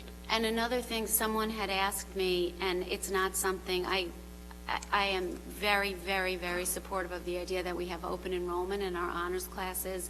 While we might have some screening devices, tests, so forth, to recommend whether a child should be in it, we have open enrollment for all our students to offer them the possibility to challenge themselves, and I'm a big supporter of that. But if we did change that, for the record, that would alleviate some of our class size issues and possibly some costs, correct? Well, it would certainly move potentially class size issues. So, if we take U.S. history, for example, the kids that come out because they weren't recommended to go, they would have to go to U.S. history Regents level, and we would have to look at what the class size is there. It's hard to look at, I find the right way to say this. I think the number of students we have taking AP classes in Schreiber, I think this is a problem that schools want to have, is Right. too many students taking AP classes. That's an embarrassment of riches. And agree. giving students that opportunity, I think, is remarkable. The last thing I would ever want to do is cap it or make it more restrictive. We also, and every school doesn't do this, our kids that go to take AP classes, except for very few, they take the AP exams, where in other schools that is not a requirement. But we managed to maintain these, in some cases, ridiculously high class size numbers, and our kids are still going to take the AP exams. And it's hard to look at that and say, my gosh, we have to eliminate this. No, I would, you know. as I said, I would, that is something I personally, as speaking as one person on the board, would never want to change. My point is only to make people understand that it's a trade-off. It's a decision we make. It's not something we don't understand what we're doing. That by doing this, we are allowing all these children this opportunity, but there's going to be a trade-off in every decision we make, and especially now when our budget has to be even tighter than it's been before. I agree, and like I said, when that conversation takes place, we would be happy to be there. Dr. Mooney, do you want to give us your recap and recommendation? First, I want to thank Mr. Pernick, Mr. Weiss, Mr. Hardy, and everyone else behind the scenes who worked on this presentation. As I said, there was to be a lot of substantial information in it. It's a difficult discussion to have. It's also difficult for the building principal who loves his school to have to get up and to talk about, places where we may have to cut.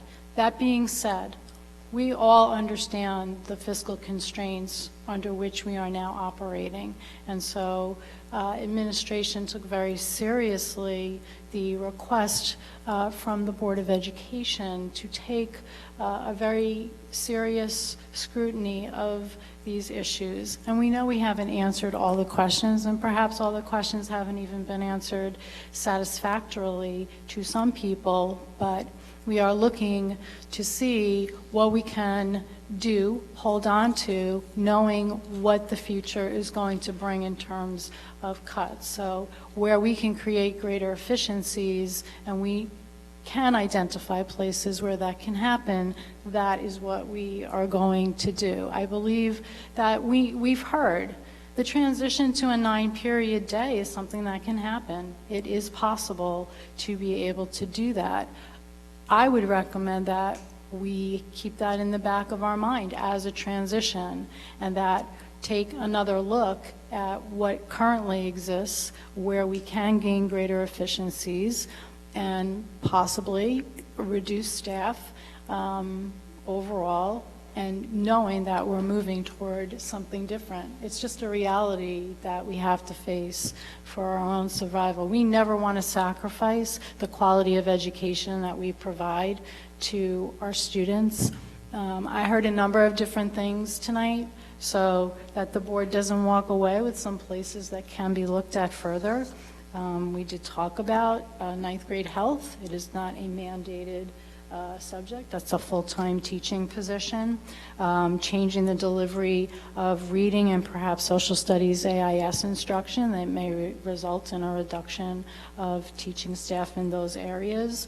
As Mrs. Sloan mentioned, you stole from my list, the Mandarin. That's a 0.6 teacher. That would be very heartbreaking to lose something that we're trying to move forward, but these are the realities that we are dealing with. Some of the other, there are some other non-mandated foreign language classes that are in place to support our students, because that's what we do here. We want to ensure that every student succeeds, and succeeds to the best of his or her ability. It doesn't mean we can't still do that, but we won't be able to continue it in the same way. perhaps look, revise, redesign, look at the research program, the STEPS program, the freshman learning community program, looking at both ends of the spectrum. Maybe not running any of the non-mandated classes that are under 15 students.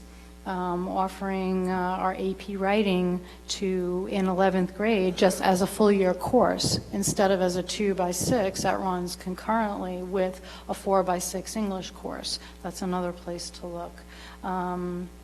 There we have a writing center. Again, another great support for our students. That's a 0.4 FTE. So, as I said, there are definitely places for us to look. We are committed to doing that. We know that we, again, are faced with difficult fiscal issues. I want to remind people that there is an impact when you reduce staff in certain areas on the secondary level. It's by certification and it's by seniority, which could mean that we have teachers at Weber that may be the least senior in a particular certification area. So there are impacts, to more than one school, and that is something to keep in mind. And sadly, I can speak from experience because in years past, I was the person in the district who had to cull through those seniority lists and go through and determine when we have cut in the past. It's not a very pleasant job to do. There are, as Mr. Pernick mentioned, there are impacts on curriculum. Curriculum has to be redesigned. We are in the midst of a curriculum transition already due to the Common Core. So if we can dovetail that, I guess we will. So overall, we may have to, as you mentioned earlier, Mr. Baer, there are some departments that have more teachers in them than others, and maybe we need, again, to look at that and start reducing down on some of these departments. So I am the deliverer of the bad news, and it's not a message that I enjoy delivering, but it is just a sobering reality that all of us have to consider as we move forward in our budget process. We'll also be taking a closer look at Weber Middle School. There will be a similar type of presentation at the November meeting, looking at Weber.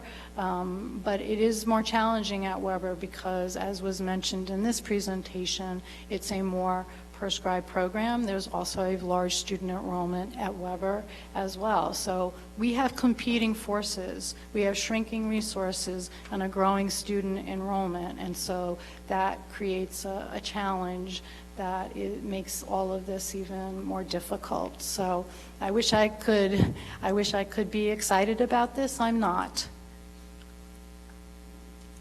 And I don't think anyone is. And I do commend the board for listening and for asking very reflective, thoughtful, probing questions. This is what we need to do. The budget committee meeting discussions are also very difficult, but if people want to listen there, discussions happen there as well. So that's really what we will be doing as we move through the budget cycle. So you will be getting back to us, and we can let the community know if we will either be digging into this farther about specific areas that we'll have to cut either at a public meeting or at budget. Okay, thank you. Thank you, everyone. Now we'll go to committee reports, policy and personnel.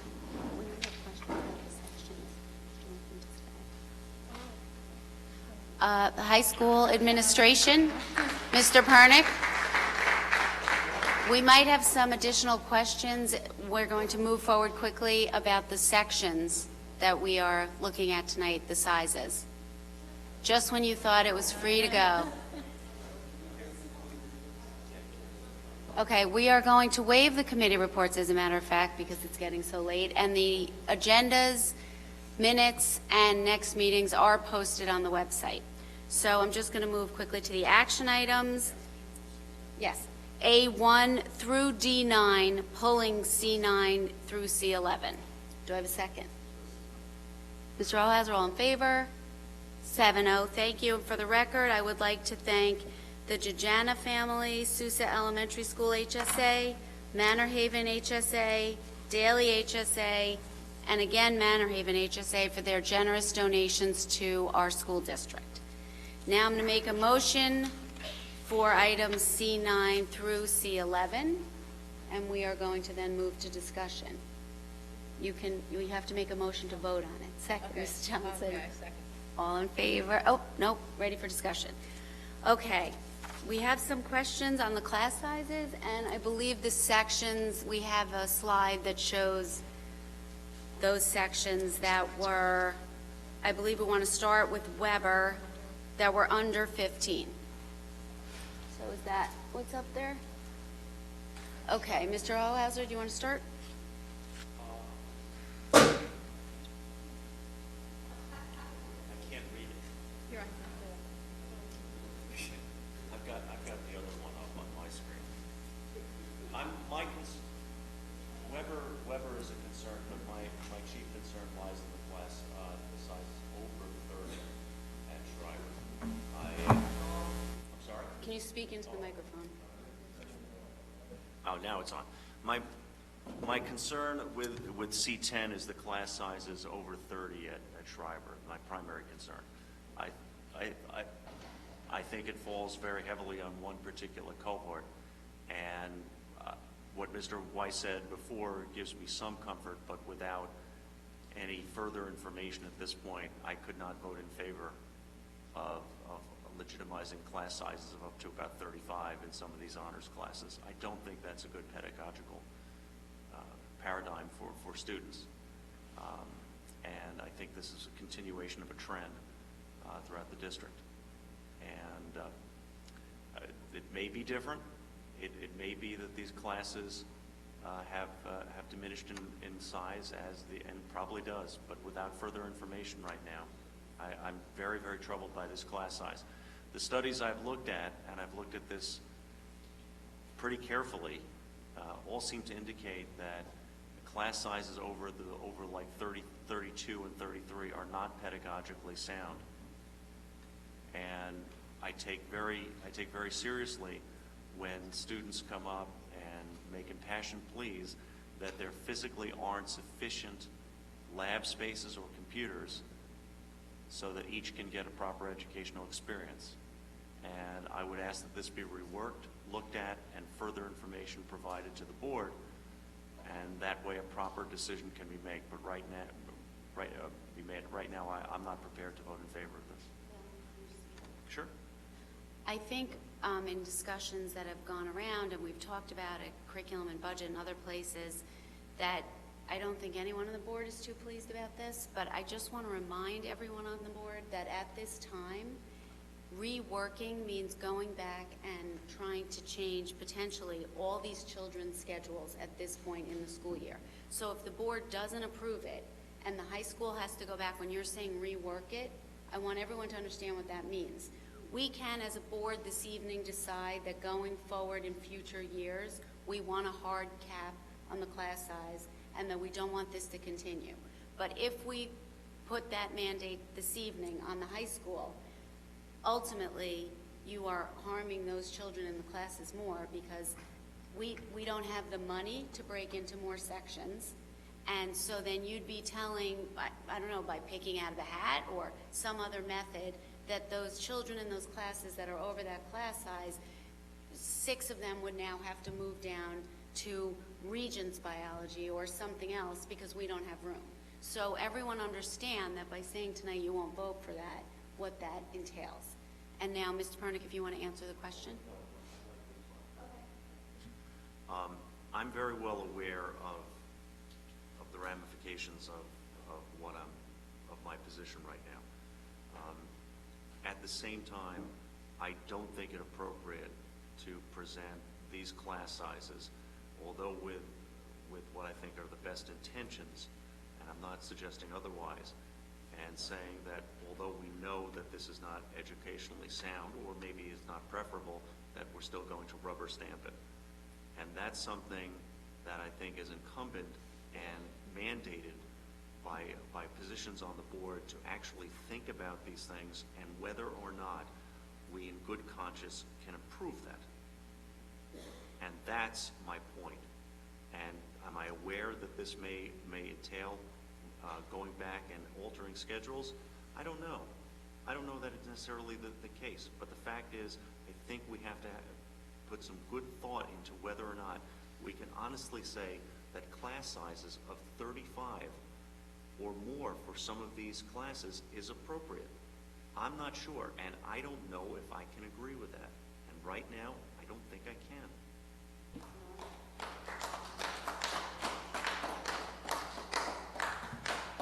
I agree that the large class sizes at Schreiber that are listed on the list, most of them on the list, are nearly unacceptable, very hard to approve.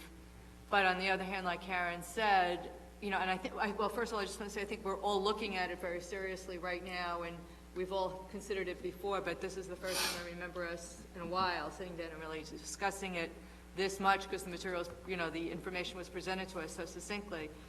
But I don't see how we could not approve it and then leave children at a disadvantage, students at a disadvantage at this point. I mean, I'm much more inclined to say, personally, that I would go along with it this year, but that with the understanding that next time we see this kind of a list, we know that there's going to be a cap on the high side, but also that the number of classes that are running with less than 15 and less, that, I would hope I don't see that many classes like that again in the future, because I just don't think we can sustain it economically. And that troubles me as almost as much as the classes with the over 30, the under 15. Not that I don't think those students are getting a good education, but 4 students in an AP Jazz class, I mean, it's wonderful. AP Music Theory, rather. It's wonderful, but I just don't think we can do it. And I think that has that kind of thing. Like now, at this point, we can't not vote for that and tell these 4 students that they're going to have study hall, or they're going to have a free period for that time. But I really don't think we can get to this. Let it get to October 21st next year, and be in a situation where we see a list like this. Can I just jump in for a second? I don't have a red dot. Thanks very much. Not on my back. But thank you for the offer. I just want to caution about the notion that these numbers are static. And so, as Craig pointed out earlier, this is a snapshot of a moment in time that we submit for approval about class sizes. And so I would encourage, and I'm happy to provide, a number of different snapshots over the course of a school year so we can really chart with you how the numbers fluctuate. And that, I think, at the same time, concurrently, we will need to develop a system, a means by which we limit the number of students in classes. It's hard to just say, here's the limit, without giving a mechanism or creating a mechanism for which to apply the limit. And so we need to not do this in an arbitrary fashion. I think there's great danger in doing that. And so I think you have to develop both at the same time.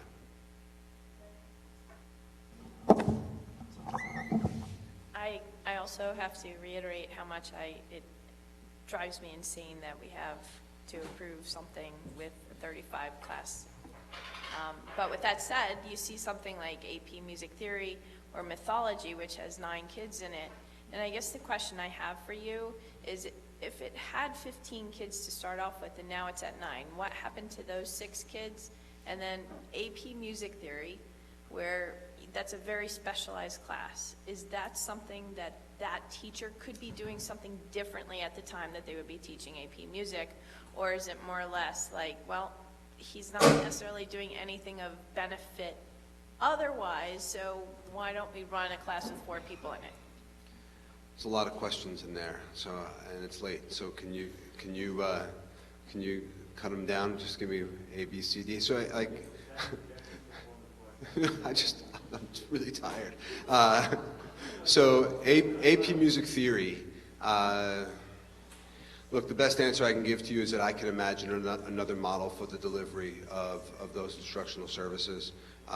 And I believe that there are other ways for us to do it. I think there's a way for us to combine AP Music Theory with Music Theory, get a little bit of savings in there, increase the total size in the class, and support students who are interested in pursuing Music Theory. I think Music Theory, AP Music Theory, is one of those courses that the best high schools in the country offer. And so we also see that as an opportunity for us to go out and ask the teacher to go and recruit more students to be in that class. So I think both things have to happen. I would be reluctant to see it go away. I think once we say goodbye to classes, we say goodbye to them forever. So I think we would want to find a way to keep it going, but still find a way, maybe, like I said, to combine instruction. I think there are creative ways for us to look and figure out a way to bring that number up. In terms of other students, what happens to them, it all depends on what class we're looking at. Elective classes, students, we try to limit the number of kids who want to drop a class to nothing. We try very hard to counsel students out of that idea. If you're going to drop a class, we'd like you to take another one in its place. Everybody doesn't do that. So sometimes in elective areas, they go to unscheduled time. If it's a required course, then they level down in most cases. So they go from AP to Regents, they go from Regents to non-Regents. There are multiple different ways to level. And so it all depends on what class we're talking about. I don't know and I also want to point out, so if we don't offer music theory, let's say we eliminate AP Music Theory, we are not going to get a reduction in AP Psychology. Right? That's not how this is realized, because there's licensing issues that take place. So we're gonna have a .2 that we can reassign potentially in music, but we're not going to get any relief from AP Psych numbers.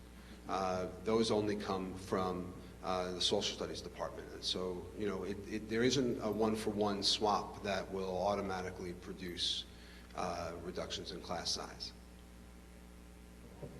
Wait, hold on. Just a quick comment on the idea of the classes with 35. And so Math 11 Honors is one of those large classes. And so Math 11 Honors, if we have 68 to 70 students who sign up for the course, the decision, and this is when I was talking about breakage before, the decision comes, is that 2 sections or 3? And so if that's 2 sections at 35, or is that 3 sections at 21? And 3 sections at 21, then we don't get that 30 per class. So it's a very tough decision. That's a really bad break point. And so now I imagine we have a class, we have 30 or 32 requests for a course, which gives us 2 sections of 16. A few people drop, which happens, and now we're under 15, and now you're asking us a whole different set of questions about why do we have classes under 15. And so it's really a dynamic schedule, and it really does move quite a bit, and hard to predict. Is this going to be the year that 12 people drop Math 11 Honors? Is this going to be the year that everybody sticks it out? And so we're really playing a numbers game and looking at history as much as we are just trying to make the best decisions we can with the numbers we have. If I can just add one last piece to the classes that are under 15, sorry, we have a lot of information to share. I would also prefer that, while I certainly agree that, under 15 is just not acceptable when we have 80 some odd classes over 30, I would encourage a longer view of the courses that are under 15, like a 3-year view of those courses and the courses that repeat.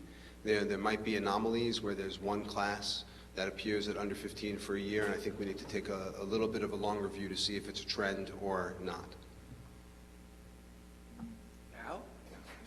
You're up.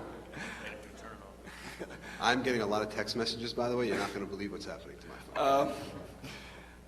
I think we've been talking all day about how the population K through 12 is going up and how we want to reduce FTEs K through 12. So I think it's sort of a pipe dream to think we're ever going to be sitting here talking about reasonable class sizes.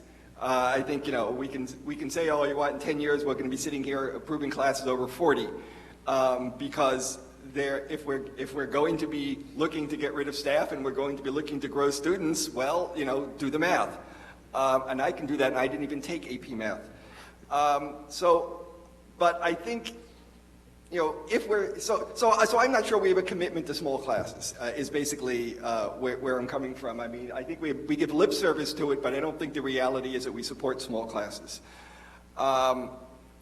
So how badly are the kids being affected by being in classes out of 35 people in them? First, I think we all support smaller class sizes, but the reality might be something different, but it doesn't mean we support anything different. So, I mean, the question of what the harm is, I hate to say this, but we would go look at outcomes. We would look at what the students produce at the end of the school year. And and that's, by the way, that doesn't measure an emotional impact on kids. That doesn't measure what the long-term impact is going to be. It only measures what they produce from September to June. And if we look at our biggest classes, and we're talking about high-performing students, I'm guessing if we go back a year and look at it, we're going to see that those students performed well. That doesn't mean I support it. It just means that we probably need to find alternate measures to figure out what the damage is, if any, to students. By the way, we're not alone in this issue, right? Other high schools are dealing with increasing class sizes. The principal from Oyster Bay, who has 75 teachers for 760 students, told me that even with that ratio, his class sizes continue to go up. And that's a ratio that's better than ours. So everybody is in the same boat. So I don't know what's going to happen 10 years from now in terms of class size numbers. And I don't support classes of 35. We have a huge challenge to deal with, and that is to figure out where the break point is that is productive and how we keep students productive in their classes, and make whatever we can work given the difficult circumstances that we have to deal with. Okay, thank you. I would like to move that we table this item pending getting some of the more dynamic data showing how these things change over time, and also coming up with what would be possible if we were to say we don't find this acceptable and you have to come up with something else, and what the implications of that would be, and then we could handle this next month, because the reality is we aren't throwing the kids out of the class, and it doesn't matter if we approve it now or approve it next month. I think it's really just pro forma anyway, so that would be my suggestion.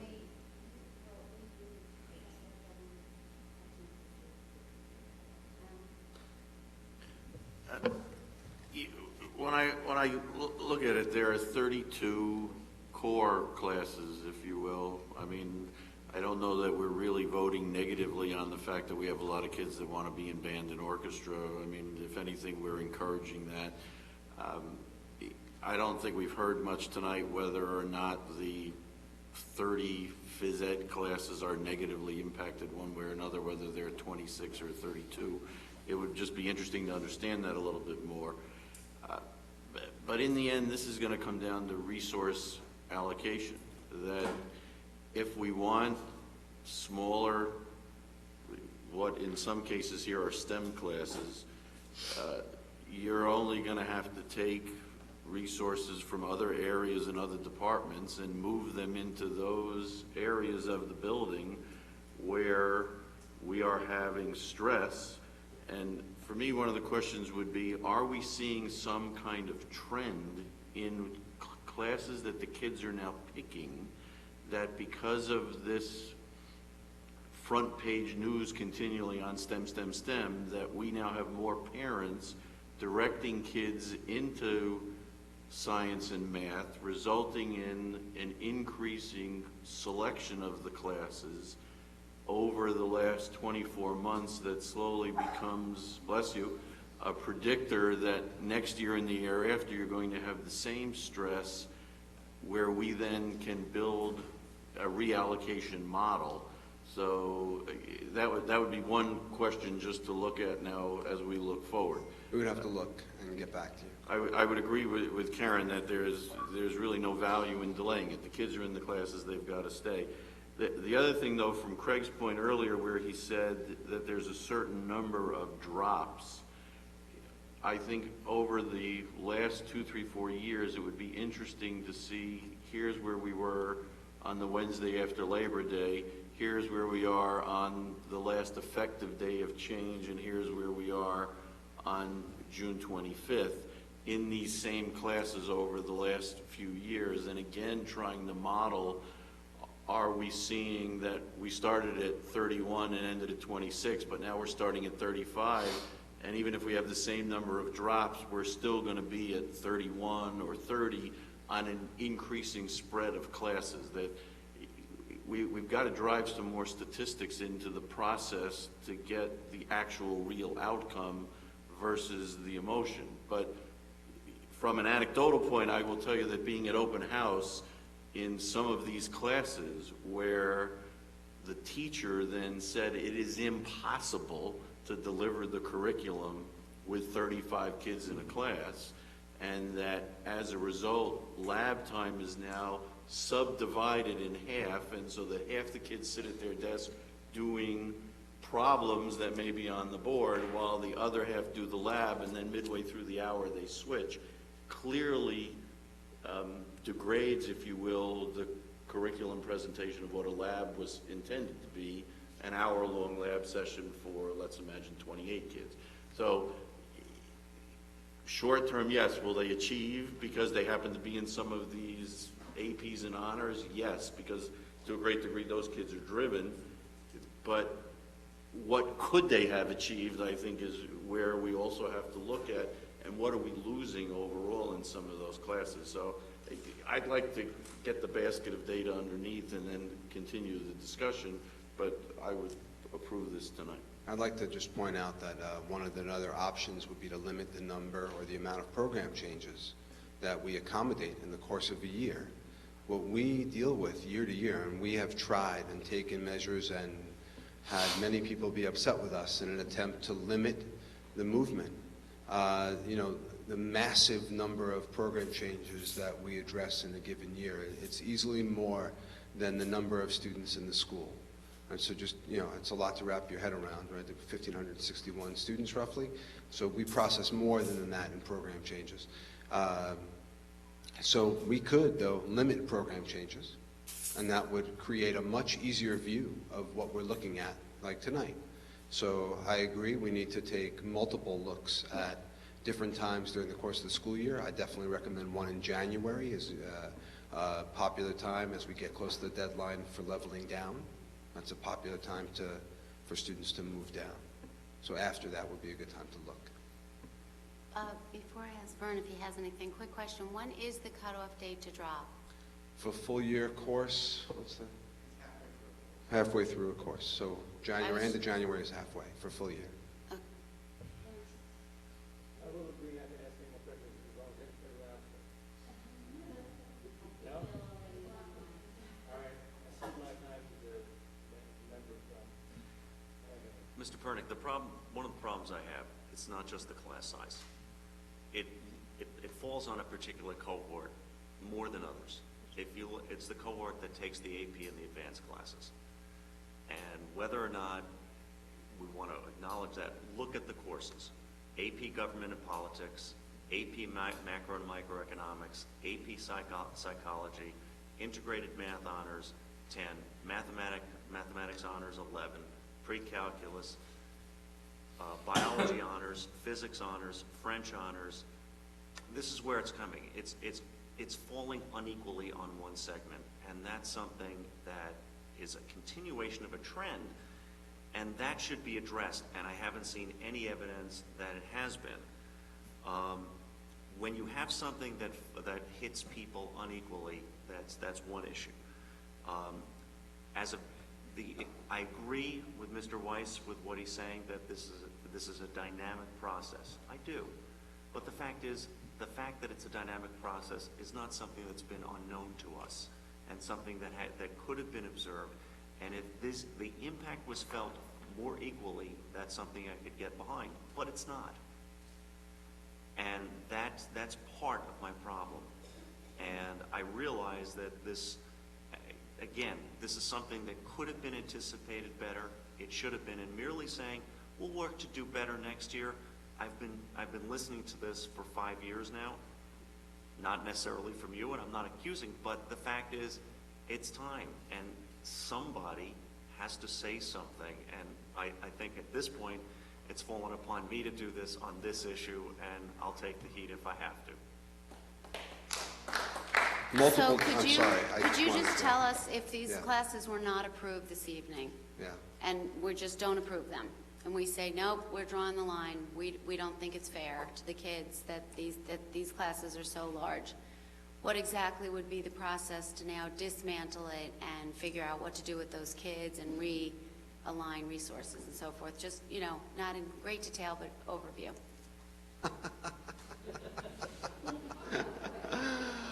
We would arbitrarily and capriciously choose students to pull out without any means of analysis, and we would put them in other classes. I mean, we could have that done in the morning. But it wouldn't be fair. If we want to talk about equity being fairness, it wouldn't include that at all. If we want to develop a process for how to limit the size of those classes, then I'm on board. Let's do that.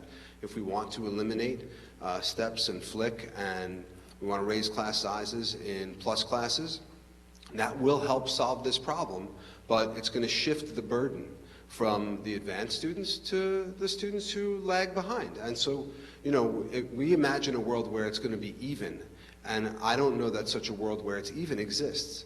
So I'm all for looking at other models, but until we have a plan on how to do it, so you can send me back and we can certainly figure out something, but we would have to come up with a way where we couldn't be accused of discriminating against any child by pulling them out of an AP class or an honors class.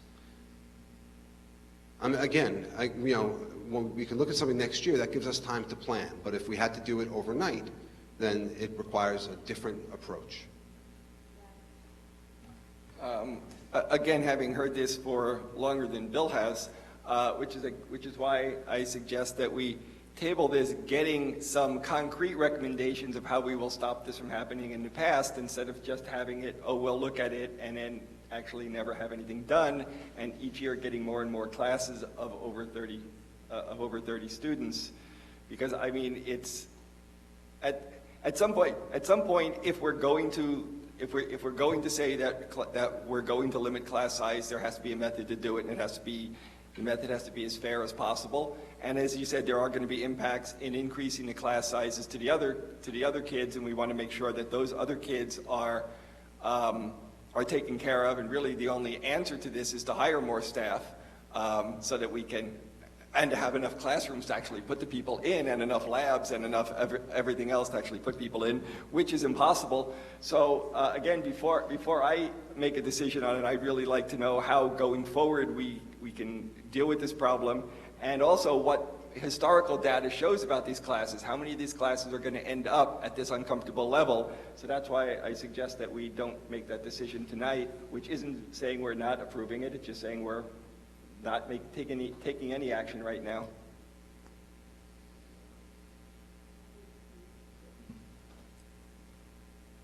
Mr. Prunick, would you be able to work with us, Dr. Westfeld and I, in putting something together for the November meeting, getting something ahead to the board? Tonight? Not tonight. Oh, yeah, absolutely. Yep. Absolutely. Of course. I would like to ask the board, though, I understand the issue, I hear the passion behind it. It would have been helpful had the administration been told that this is the type of information that you were looking for before approving this tonight. So in the future, I would appreciate it on these types of issues. You did have the information in advance, so I did not receive any feedback from anyone about these types of specific questions. So I would have certainly been prepared to address them had I had them well in advance of the meeting. So thank you. Duly noted, and very good point, because we could have had it available for tonight and perhaps move forward, and now we risk keeping children in limbo. But I will move to table these items until the next meeting. Do you have a second? Larry, all in favor? Okay, you don't want to table it until the next meeting. So it's 3-0, so that means myself, Bill, and Larry voted to table this until the next meeting. So now that was Opposed? Opposed to tabling it? 4, okay. That did not pass, so we will now move to vote for it on this evening, items C9 through C11. Yes. I think what Dr. Mooney said about having been, comments having come in before tonight's meeting so that she could have been more prepared, I think is what she said. I apologize for that on my own part, and I, as Karen said, duly noted for the next time this happens. But I don't understand what we're doing right now. I mean, I think we're going to have a dialogue and have more, you're going to be looking into, and we're going to be discussing how we can alleviate this situation to the extent that we have the situation over the next couple of months and see how it ends up and how much attrition there is in the classes over 35, et cetera. But as far as approving these classes for now, like, I don't see why we need to table that, because I feel like I have to approve these classes now because I don't want any kid to be told, I'm sorry, you can't be in psychology anymore. You have to take another course now at this point in time. So that's why I voted against tabling it, because I just don't think we're going to get any more information from administration. I know that that's the theory, but I don't feel like I need the leverage. I don't appreciate that comment, I have to say. This administration is extremely responsive. When we are asked for information, we provide it. My staff puts in hours and hours of time to provide comprehensive information. As I said before, sometimes people don't hear the information that they want to hear. But it doesn't mean that you haven't been given the information. We are open to the dialogue. We listen to the feedback and we respond. And I really don't feel that I need any leverage to provide information when we state at a public meeting that we will follow up and we will get back to the board. I would like to make a comment. I, too, take issue with the comment about leverage because I serve the interests of this board and put forward any questions that are ever asked, and I've never seen them answered more timely than when this superintendent and assistant superintendents have been in charge of this district. And I did not vote to table it because I wanted to give leverage. I was trying to accommodate the interests of 2 board members so that they wouldn't be put in the position of standing against the best needs for students in the district, which is how I see it personally, because you will have children just randomly pulled from their class. I do not think that's serving the interest of any group. So I was willing to table it because I don't think it would matter if we voted on it tonight or we voted on November. But if you looked at it as an issue of leverage, I really have to say for the record, I take great issue with that. Now I would like to move forward, make a motion for the next item on the agenda.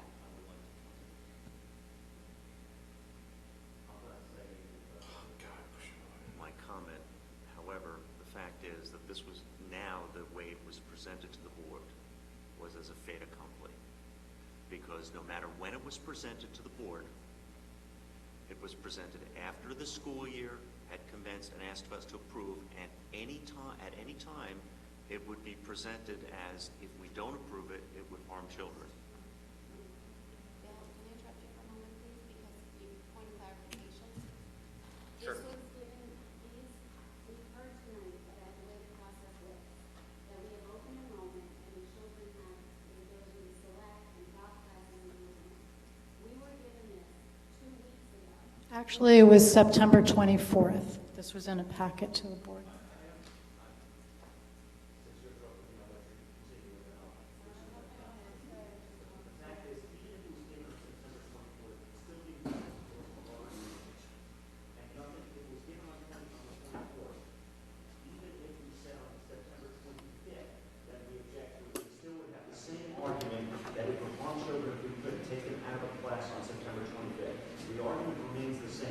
This board is not being asked to exercise its independent review. It's being asked to merely affirm. And that is not our job.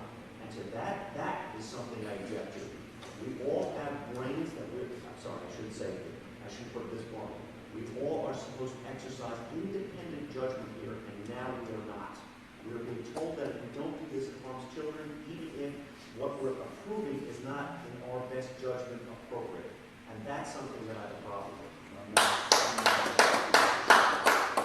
just want to respond to that quickly. As of September 24th, we would have been able to, first of all, get information that we were asking for this evening, so you would have had time to review it. Second of all, there were accommodations that probably could have been made in children's schedules more easily at that time. So I would ask going forward to reiterate what Dr. Mooney said, that if we get this information in our packets and there are questions or issues, that we should direct them to the administration so we have the time to review it in a more orderly process. I think, Alan, you have something else to say, and then we'll call to question. Just quickly on this, I think really the fault lies with the 7 of us sitting here. Because last year, we voted on the exact same thing and actually didn't sit here at that point in time and all stand up as indignant as we are tonight. The fact is that the building did the best they could given the data they had and the resources they had, and tried to accommodate as many of, if you want to call them, high-performing kids in all those honors tracks, and to give them all of their options. We had not mandated before the schedule was run that they would not be allowed to have any classes over 30 on October when we were going to vote for this. Had we done that and still gotten it, I could understand the being indignant about it tonight, because then we would have actually asked them to do something that wasn't followed through. So if that's where we are for next year's schedule, I'm all on board. But to now Monday morning quarterback when we had the opportunity a year ago to do the same thing, I think is, you know, the proverbial horse is out of the barn, or however you want to refer to it. Okay, I will call to question items C9 through C11. Do I have a second? Mrs. Johnson, any further discussion? All in favor? 5-2. Opposed? Abstain? You get that, Mary? Okay, thank you.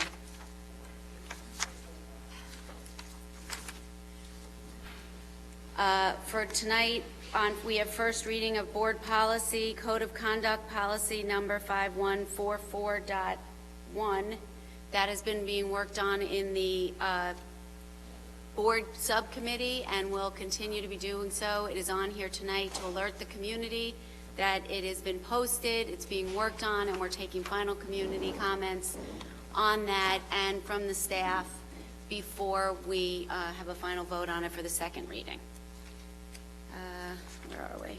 Any old business, new business, and a final opportunity for the community to be heard? Please, please adhere to the 3-minute limit. We don't like to sit up here and have to be nasty, and we're asking you to be respectful. And please identify yourself for the record. Hi, Stephanie Silverstein. I'm speaking as a parent tonight. I want to say that, yes, there are large classes for honors and AP class students. My argument is those kids can handle it. Those classes that are mostly over are 12th grade classes and some 11th grade classes. Those kids are going to be in college in 2 years. These are your best and your brightest students. They will go for extra help. They will meet in groups. They will do everything that they need to do to succeed, and they're self-selecting. You will have a bunch of parents standing at this podium if you put a cap on that. So unless you believe in hiring more teachers to teach at that level, then you are going to have a problem. So I am more concerned with the elementary school education with 25 or 26 in a first grade class where they are learning to read, where the teacher is alone without an aide, with differentiated learning, Common Core that is being taught. That is where my concern is. Again, none of this will be resolved staying under the tax cap that we are mandated or forced to be under. We also have an issue at Guggenheim where that first grade class has self-contained, and they push in. So you're not talking 26 and 25 kids in a class, you're talking 27 and 28 and again any given hour in those classes. So that is an issue. I would ask, I know you only have $18,000 for the year, I would ask for an aid in Guggenheim for this year, something at Guggenheim for this year. And contrary to the belief of some in this community that we should have a 0% increase because we're going to float a bond possibly, what I would think is, what is the thought of putting education and our children first, and this board and the community of parents in this district trying to go over the tax cap for the education of our students? Thank you. Tough act to follow. Judy Epstein. I was a little bit horrified at the most recent discussion. My understanding of that measure that forced you all to vote yay or nay on the sizes over, class sizes over, was it was an attempt to bring a little more transparency and a little more information to the board and to the community, what all of you sitting at that table and in the offices are really dealing with, not just classes that are 15 and under. But there is all this demand. And for what? For the best courses that our high school can offer. And that brings me to, so Mr. Hohauser, I'm glad to hear that you find the situation unacceptable and you will therefore push for more teachers next year so we can get those class sizes down. Not by arbitrarily saying, going back to the days before people could wave in and say, you and you and you, we don't think you're going to succeed and we're not even going to let you try. You can't have this class. I find that particular alternative even more unacceptable than the large classes. The other point I wanted to make tonight, I don't know if there was a design to the madness, but tonight's two speakers were guest speakers, Mr. Pernick and the demographer, were actually related in my mind. If we go to a simpler plan, which would be the equivalent of, there used to be books, it was like a generic pornography, generic science fiction. If you didn't want the one with the frills, you go to the airport and you get just a book. So we could have just an education with 9 classes and you're done, no frills. And that would solve both of our problems. Because if we went to that kind of an education here, we would no longer be a district people are immigrating into, and our classes would be shrinking, not being one of the few districts on Long Island that people still want to come to. So it would solve all of your problems very nicely. I would not be happy with the result, but there you are.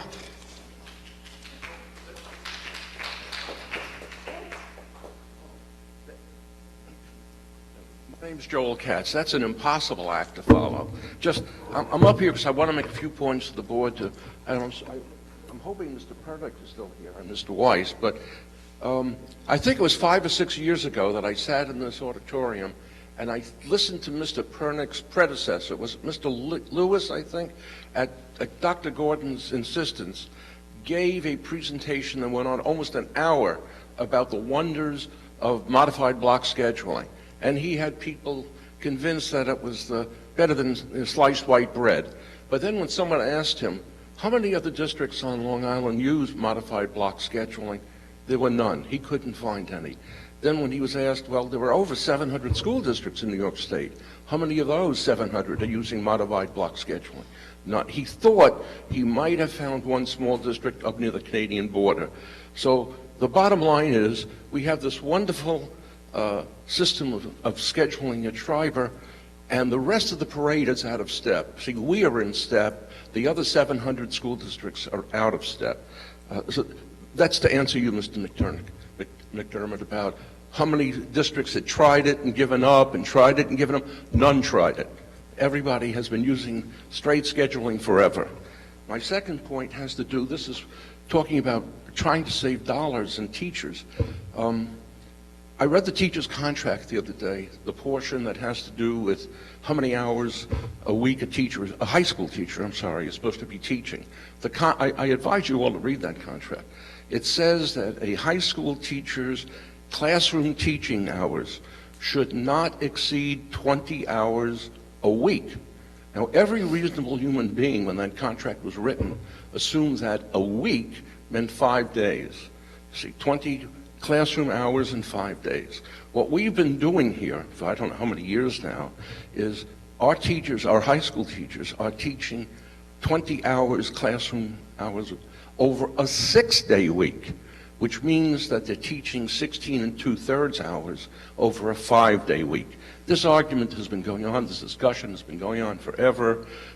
The contract is this, and the board allows them to do something else. So in terms of saving millions of dollars, I think Mr. Russo, I once saw a calculation he made. Frank Russo estimated that 30 seconds. Oh, thank you so much. I better speak much faster. In terms of I just want to say, very important, the tax cap that people keep attacking, you people really should go back and ask yourselves, why was that law put into effect? There was a reason that the governor pushed for it. There was a reason that Sheldon Silver went with it, and it's not a nasty law. It's meant to accomplish something. Last point, please. Number of AP courses that we're giving here and honors courses. The last time I saw 3 figures... minutes. Thank you. Wait a minute. Last time I saw figures Sorry, on your that, time is up, there was sir. only one school Please sit district... down. Only one school district gave more, and that was Great Neck. Thank you for the extra 12 seconds, Mrs. Callahan.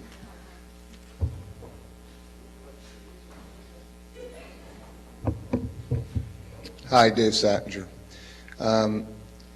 For 5 years, I've been, 6 years, I don't know, coming to these meetings and suggesting that if we didn't get our bargaining units under control, we were going to look to become a more cookie-cutter educational environment in a more specialized world. Well, look at this discussion tonight. I want to commend Mr. Hohauser for holding the line. And with respect to certain core courses, I mean, it's pretty simple. If you're not making the grade or you're the lowest age, then you got to drop down to the Regents level. I mean, I see no reason why we can't apply standards of how well people are doing in the class, whether it's after a quarter or half the year. I find the whole situation disturbing because we really know what the answer is. We can't afford to pay our teachers, our administrators, the rate that we're paying them and meet the educational needs of the students. It's just a fact. This is horrific what we're talking about here tonight, and I reject the way it's being set up, that we don't have any options. We actually do have options. They're drastic, but they need to happen. Finally, I don't even know where to go with this anymore, but the best and the brightest need to be taken care of. And they are special needs students too. And I am very, very tired of them getting the short end of this drift. And when you ask students and want to incorporate them, perhaps the question should be asked not only what you think of your schedule, what your needs are, what you want, but also what would you want to see in terms of what our compensation should be versus the needs and the education that you get. We can do better, we have to do better, and it just needs to happen. And you need to lead on this issue because you haven't been. Thanks. Are there any other community comments?